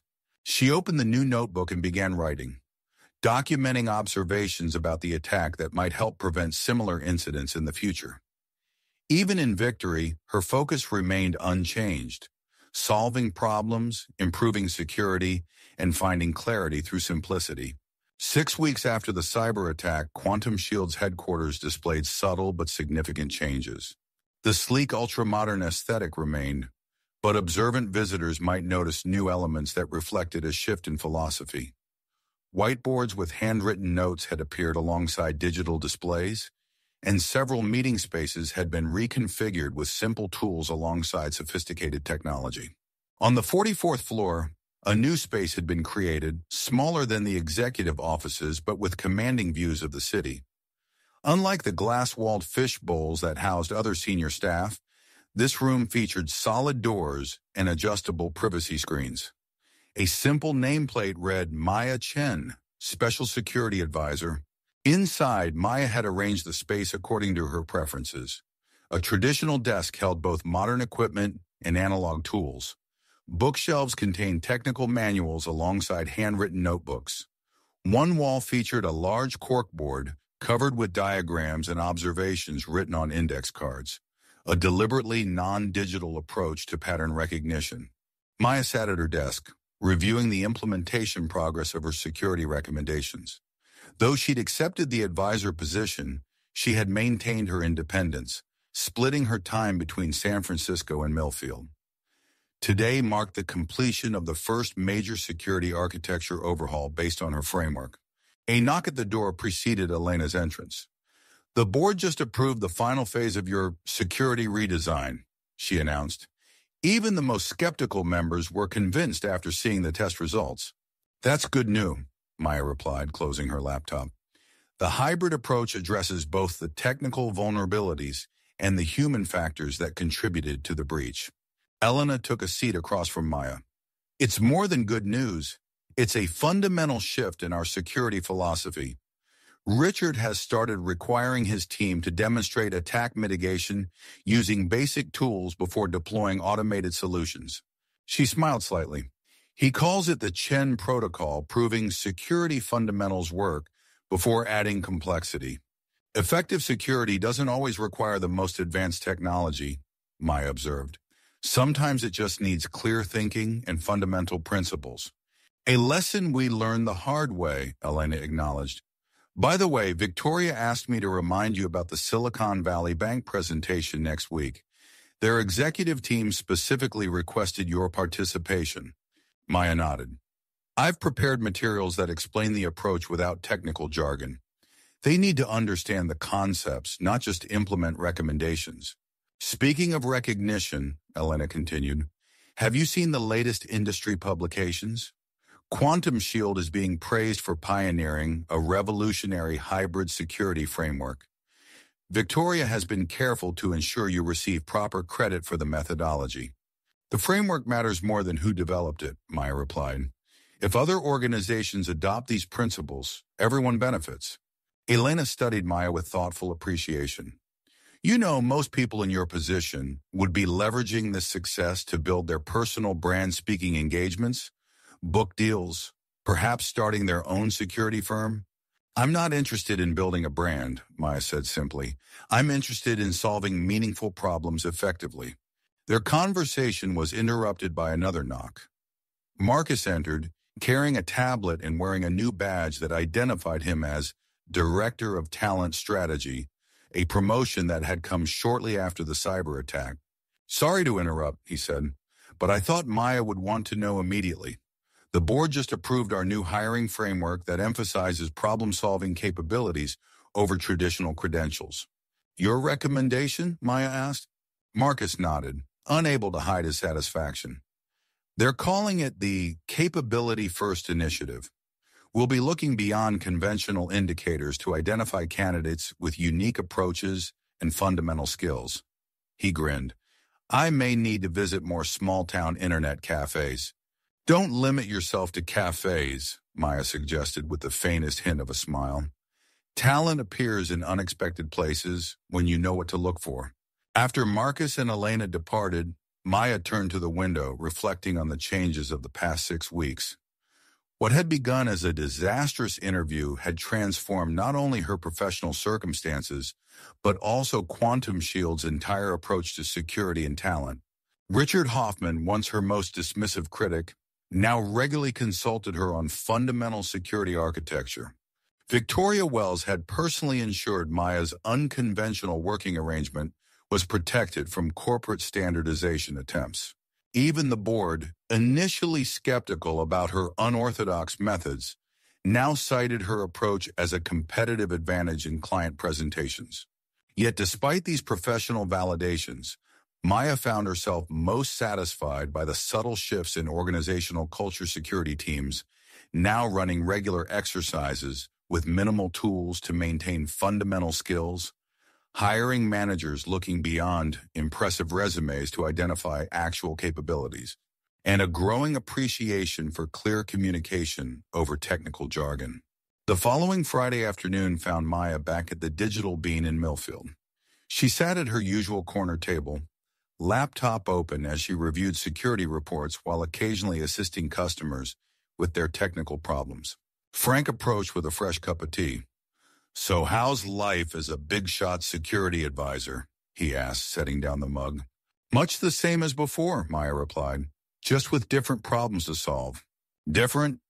You're protecting billions of dollars and thousands of systems instead of helping Mrs. Henderson recover her deleted emails." Maya took a sip of tea. "The principles remain consistent regardless of scale. Identify the actual problem, understand the fundamental patterns, apply appropriate solutions." Frank shook his head with a chuckle. "Only you would see no difference between helping a multinational bank and fixing a laptop for a small-town teacher? Both matter to the people involved," Maya said simply. As Frank returned to the counter, Maya's phone chimed with an incoming video call from Victoria Wells. She answered to find the CEO in the Quantum Shield boardroom, surrounded by senior executives. "Maya," Victoria said, the formality of their early interactions replaced by genuine respect. "We've just finished reviewing the quarterly security metrics.